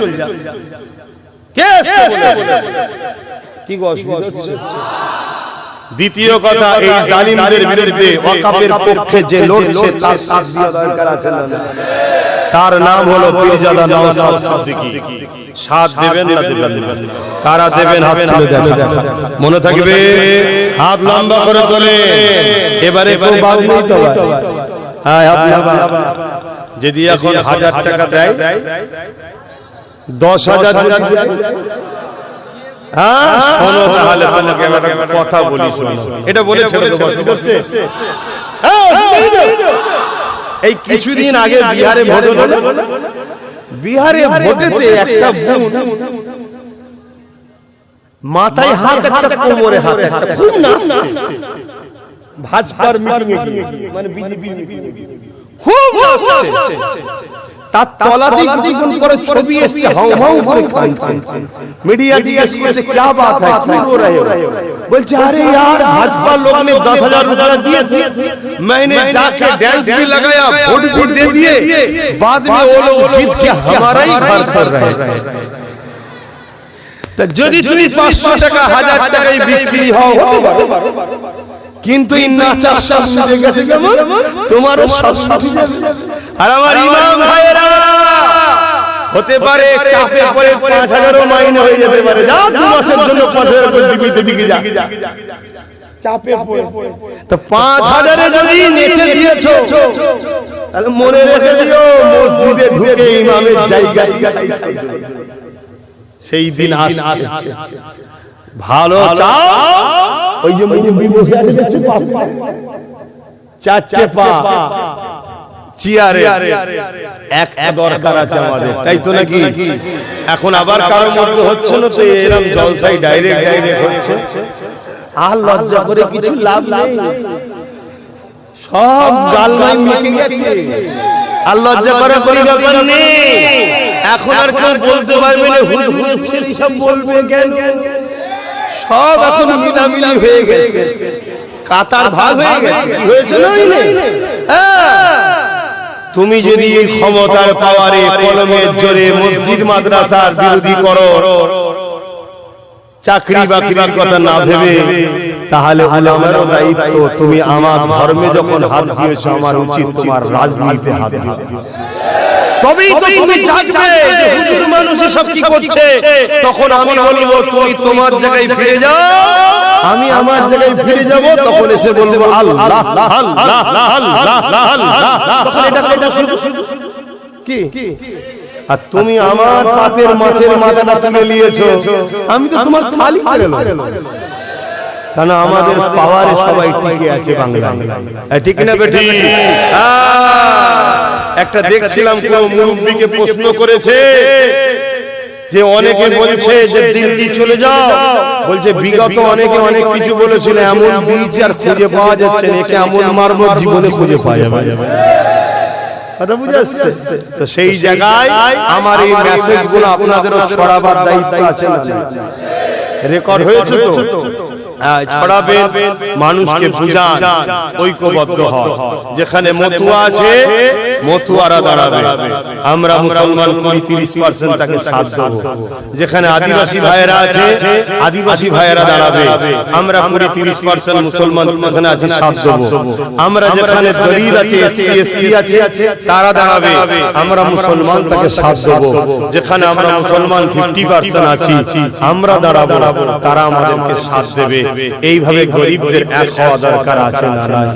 বন্ধুত্ব করুন এসটিদের সাথে, এসসিদের সাথে, দলিত আদিবাসীদের সঙ্গে বন্ধুত্ব করুন, তাদেরকে বুঝান ভাই ভোটের সময়ে তুমি ভাই হও, ভোট মিটে গেলে তোমাকে অছুত বলা হয়। কথা বুঝে আসছে? এবং ইন্নাল্লাহা ওয়া মালাইকাতাহু ইউসাল্লুনা আলান নবী ইয়া আইয়ুহাল্লাযীনা আমানু সাল্লু আলাইহি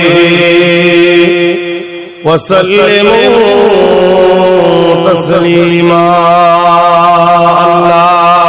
আল্লাহুম্মা সাল্লি আলা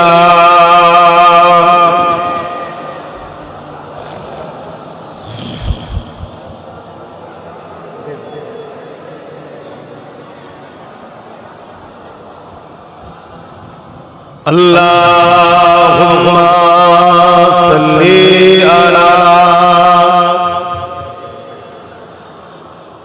Maulana Muhammad wa ala alihi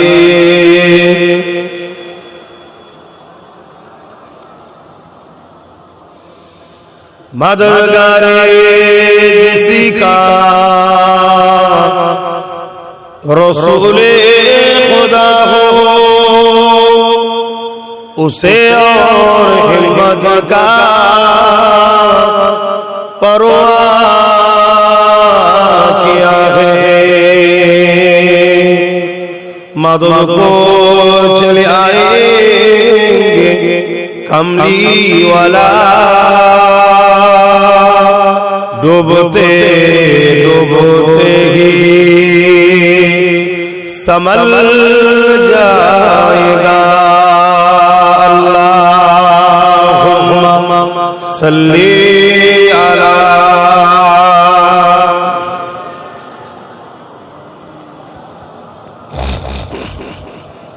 वला आले सय्यदना।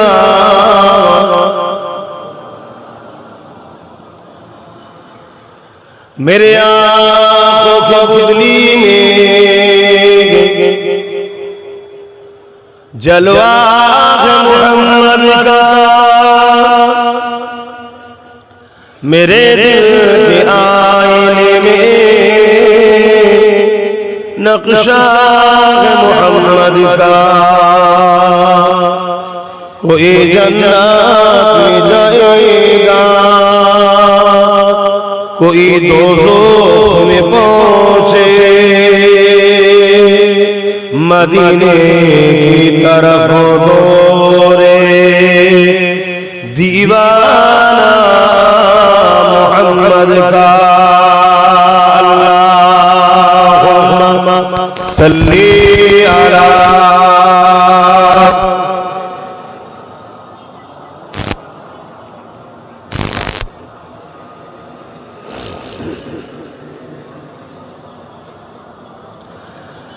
कलमे ला इलाहा इल्लल्लाह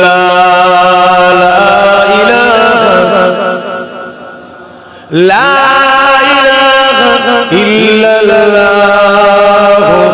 मुहम्मदुर रसूलुल्लाह हस्बी रब्बी जल्लल्लाह मा फी क़ल्बी खैरुल्लाह नूर मुहम्मद सल्लल्लाह हक़ ला इलाहा इल्लल्लाह ला इलाहा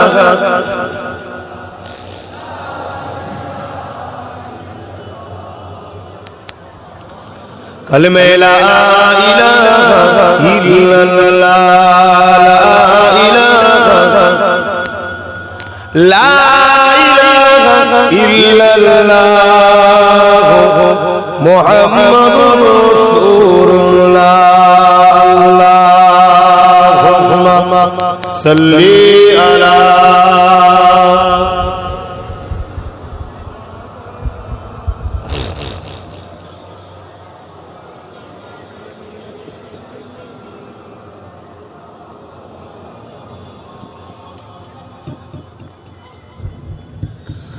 وقال الله تعالى في كلام المجيد والفرقان الحميد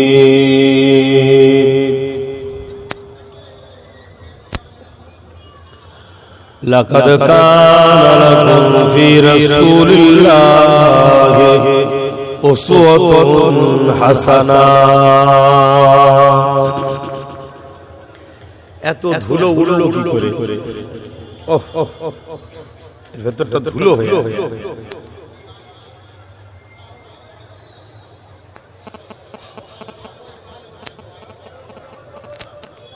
আল্লাহ দরবারে শুকরিয়া যে আল্লাহ আমাদেরকে তাম পৃথিবীতে যেখানে ফিতনা ফাসাদ অন্যায় অত্যাচার ভরে যাচ্ছে ছেয়ে যাচ্ছে আবার নতুন করে যেন দুনিয়া আইয়ামে জাহিলিয়াতের মতো জিহালাতের দিকে এগিয়ে যাচ্ছে এরকম একটা কঠিন পরিস্থিতির মধ্যে দিয়েও আজ রন্ধনগাছা গ্রামে কোরআন সুন্নাহর মাহফিল আল্লাহ করাচ্ছেন এবং আমাদেরকে সেই মাহফিলে আল্লাহ আসার তৌফিক দিয়েছেন সকলে জবান খুলে বলি আলহামদুলিল্লাহ জানি না আমাদের কোন কাজটা আল্লাহ পছন্দ করেছেন যে আমরা এত গুনাহগার হওয়ার পরও আল্লাহ আমাদেরকে এখনো ভালোবাসেন তাই জান্নাতের বাগানে আল্লাহ আশা ও বসার তৌফিক দিয়েছেন তাই খুশি হয়ে আরো একবার বলি আলহামদুলিল্লাহ পাশাপাশি আরো শুকরিয়া আদায় করি সেই মহান স্রষ্টা রব্বুল আলামিনের যিনি আমাদের জন্য সর্বকালে সর্বশ্রেষ্ঠ উত্তম গ্রন্থ কালামুল্লাহ কোরআন শরীফকে গাইড হিসাবে পাঠিয়েছেন এবং সর্বকালে সর্বশ্রেষ্ঠ নবী ও রাসূল दोनों जहान सुल्तान नबी दर नबी अहमद मुस्तफा मोहम्मद मुस्तफा সাল্লাল্লাহু আলাইহি ওয়াসাল্লাম আল্লাহ আমাদেরকে উম্মতি করেছে। এই সকলে খুশি হয়ে জবান খুলে বলুন আলহামদুলিল্লাহ। আমরা ইসলাম ধর্মের অনুসারী। মহান স্রষ্টা রব্বুল আলামিন কালামে হক কোরআন মাজিদের মধ্যে বলছে, ইন্না দীনা ইনদাল্লাহিল ইসলাম। মহান স্রষ্টা রব্বুল আলামিনের কাছেও মনোনীত পছন্দনীয় ধর্ম হলো ইসলাম। সেই ধর্মের অনুসারী হয়ে আমরা নিজেদেরকে ধন্য মনে করছি, কিন্তু মনে রাখবেন আল্লাহর পথে চলা শুরু হয় কাঁটার উপর দিয়ে। একটা সময় ওই পথ কাঁটা মিটিয়ে দিয়ে আল্লাহ আবার শান্তি আর শান্তি দেয়, যার কখনো শেষ নাই। অপরদিকে আরেকটা পথ আছে যেটা শয়তান ইবলিসের পথ,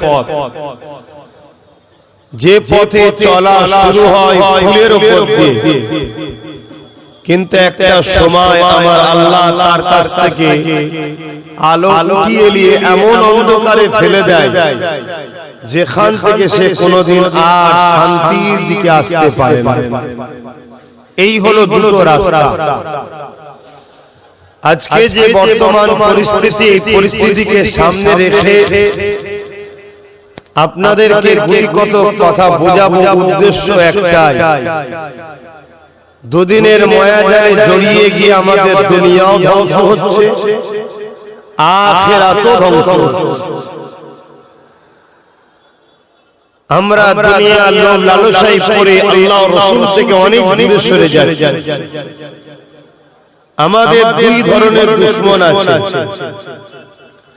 এক ধরনের দুশমন হলো যারা আমাদের জান ও মালের দুশমন, আর এক ধরনের দুশমন হলো জান মালের যারা দুশমন, তারা কখনো আমাদের মোকাবেলাতে পারে না। তারা রিসার্চ করে দেখেছে যে আমাদের মধ্যে একটা পাওয়ার আছে, ওই পাওয়ারের কাছে যুগে যুগে সবাই পরাজিত হয়েছে। ওই পাওয়ারটা হলো ঈমানের পাওয়ার। তাই যারা জান মালের দুশমন, তারা আমাদেরকে মিটাতে হাজারো চাইলেও মিটাতে পারছে না। তাই তারাই বড় প্ল্যান পরিকল্পনা করে আরেকটা দুশমনকে আমাদের পিছনে লাগিয়েছে, যেটা হলো মুনাফিক মুসলমান, যেটা আমাদের মধ্যেই আছে। কিন্তু তারা আমাদের মধ্যে থেকে আমাদের সঙ্গে গাদ্দারি করে আমাদের জান ও মালের দুশমনদের কাছ থেকে কিছু অর্থ পাওয়ার লোভে। এই মুনাফিকরা আমাদের প্রথমে ঈমানে আঘাত দেয়, কেননা ঈমান যতদিন আছে ততদিন আমাদেরকে কেউ মিটাতে পারেনি, আর আগামী দিন মিটাতে, আওয়াজ দিন বলুন ইনশাআল্লাহ। আল্লাহ ঈমানদারদের জন্য তাতানাজ্জালু আলাইহিমুল মালায়েকা, ফেরেশতাদেরকে পাঠিয়েছে, আগামীতেও পাঠাবে। জোরে বলুন সুবহানাল্লাহ। মুসলমান সবাই, কিন্তু সব মুসলমান ঈমানদার নয়, কিন্তু সব ঈমানদারই মুসলমান। তাই মুসলমানদের মধ্যে যেদিন আমাদের সংখ্যা কম ছিল, সেদিন আমরা সর্বসময় বিজয় লাভ করেছি। আজ আমাদের সংখ্যা বেশি, কিন্তু আমরা বারবার পরাজিত হচ্ছি। এই পরাজিত হতে হতে হতে এমন জায়গায় পরাজিত হয়েছি, কেউ যদি পেটে জ্বালায় কোন প্রোগ্রামে বিক্রি করতে যায়, মুসলমান হওয়ার দরুন তাকে মার খেতে হয় তাদের হাতে, যারা গোপনে বসে অনেক কিছুই খেয়ে বেড়ায়। বড় দুঃখের বিষয় এটা। আমরা এই গাদ্দার আমাদের মধ্যে ঢুকে যাওয়ার পর আমরা মার খেতে খেতে বঞ্চিত হতে হতে এমন জায়গায় চলে গেছি, আজ আমরা নিরাপদে নাই যে আমাদের মসজিদ গুলো আগামী দিন থাকবে কিনা, মাদ্রাসা গুলো থাকবে কিনা, আগামী দিন আমাদের বাচ্চারা ইসলাম পাবে কিনা। এই জায়গায় আমরা পৌঁছে গেছি। এর কারণ সেদিন আমাদের সংখ্যা কম ছিল, বদরে, ওহুদে, খাইবারে, মোতাতে, বিভিন্ন জায়গাতে, কিন্তু বিজয় আলহামদুলিল্লাহ আমরাই পেয়েছি। আর আজকে এত সংখ্যা, সব থেকে যদি কেউ লাঞ্ছিত, অপমানিত, পদদলিত, বেউজ্জতি হয় সেটা আমরা। এই হিন্দুস্তানে যেদিন আমরা একজন ছিলাম মঈনুদ্দিন আজমিরি, সেদিন আমরাই জিতেছিলাম।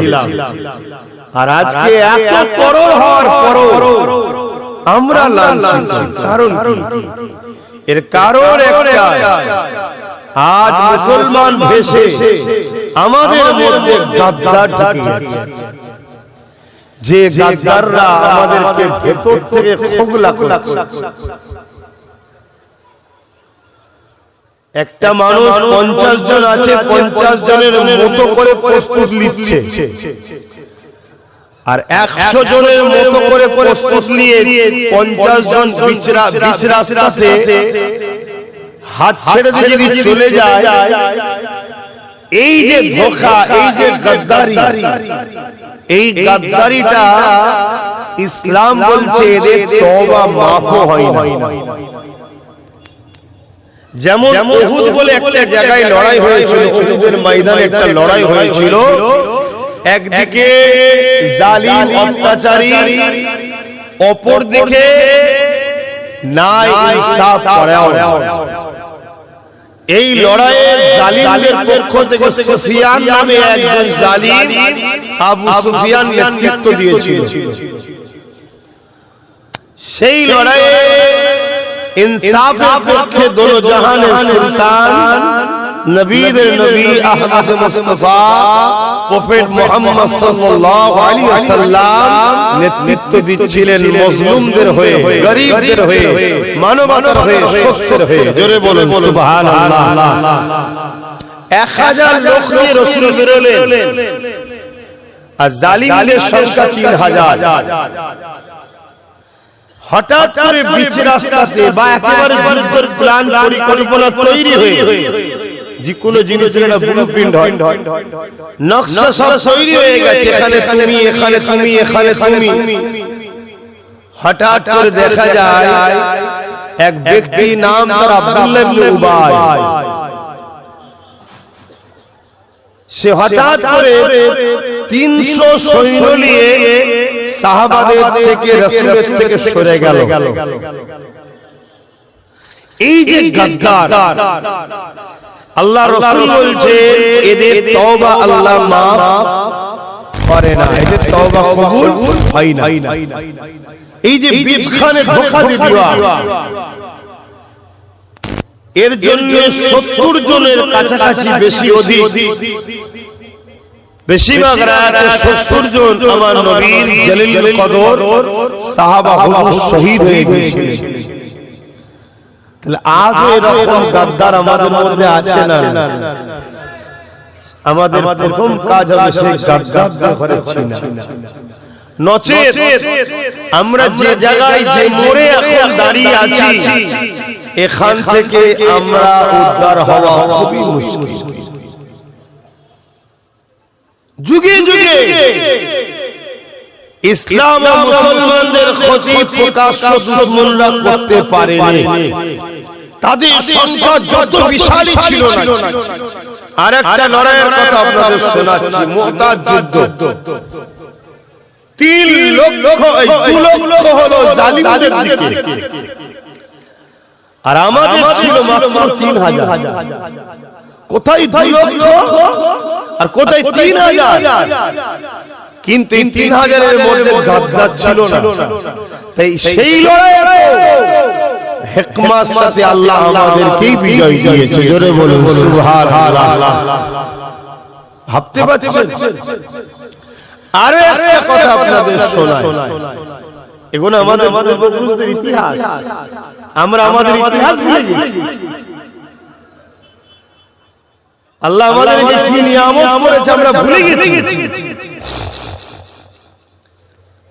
আরেকটা লড়াই, একদিকে 4 লক্ষ আর একদিকে মাত্র 12,000।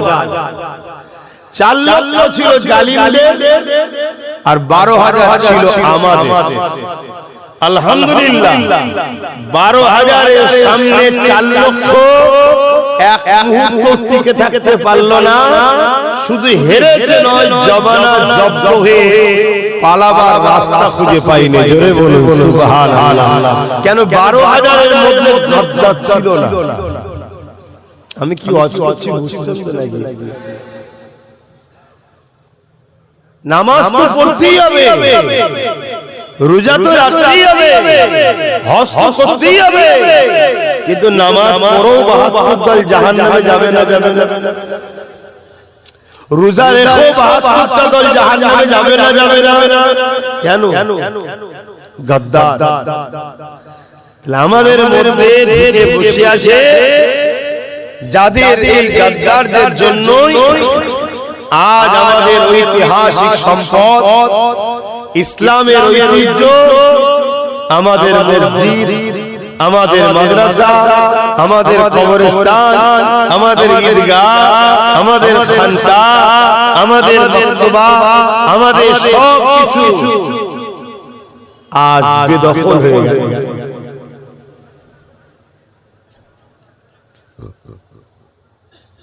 এই জায়গায় আল্লাহ যে আজকে এখানে বসিয়ে দুটো কথা বলছে, কালকে হয়তো এই সুযোগটা আর পাবে না।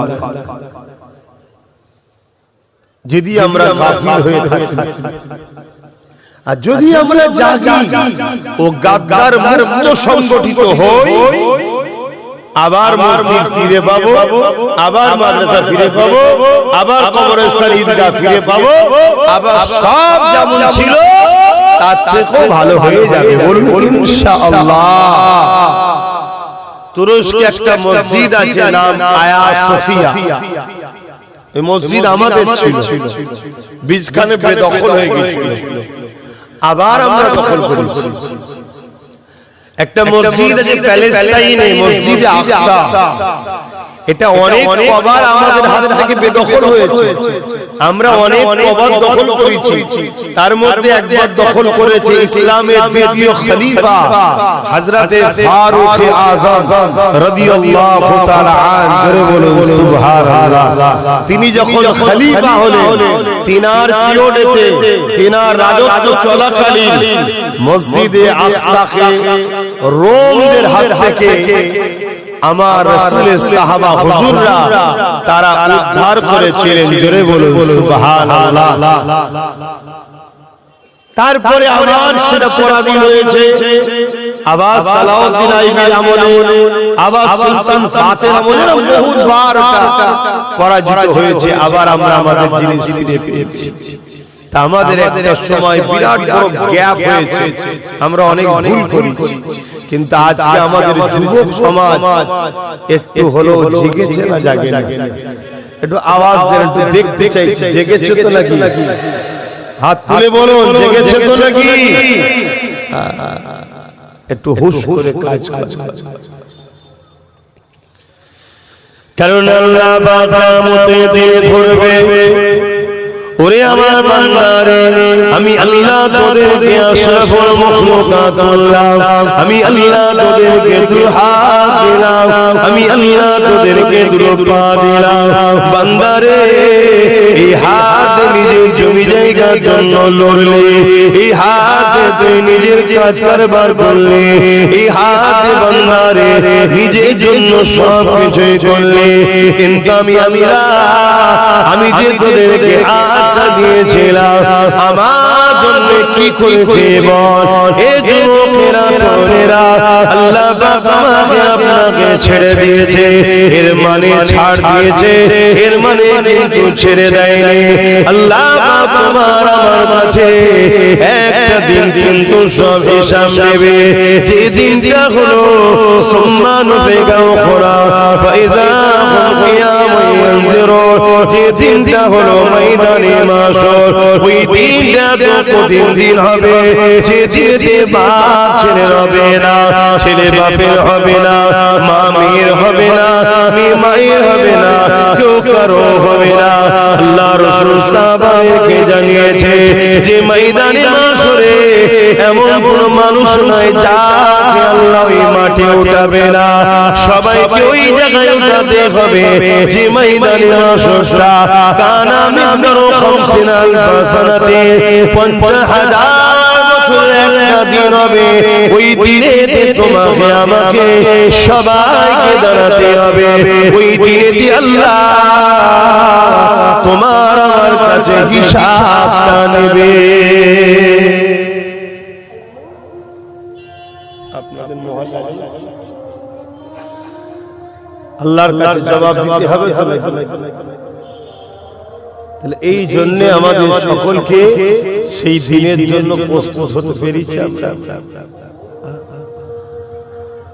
আমাদের দুটো হাত, দুটো পা, দুটো চোখ, দুটো কান, এগুলো তো আল্লাহ দিয়েছে, এর হিসাব নেবে না।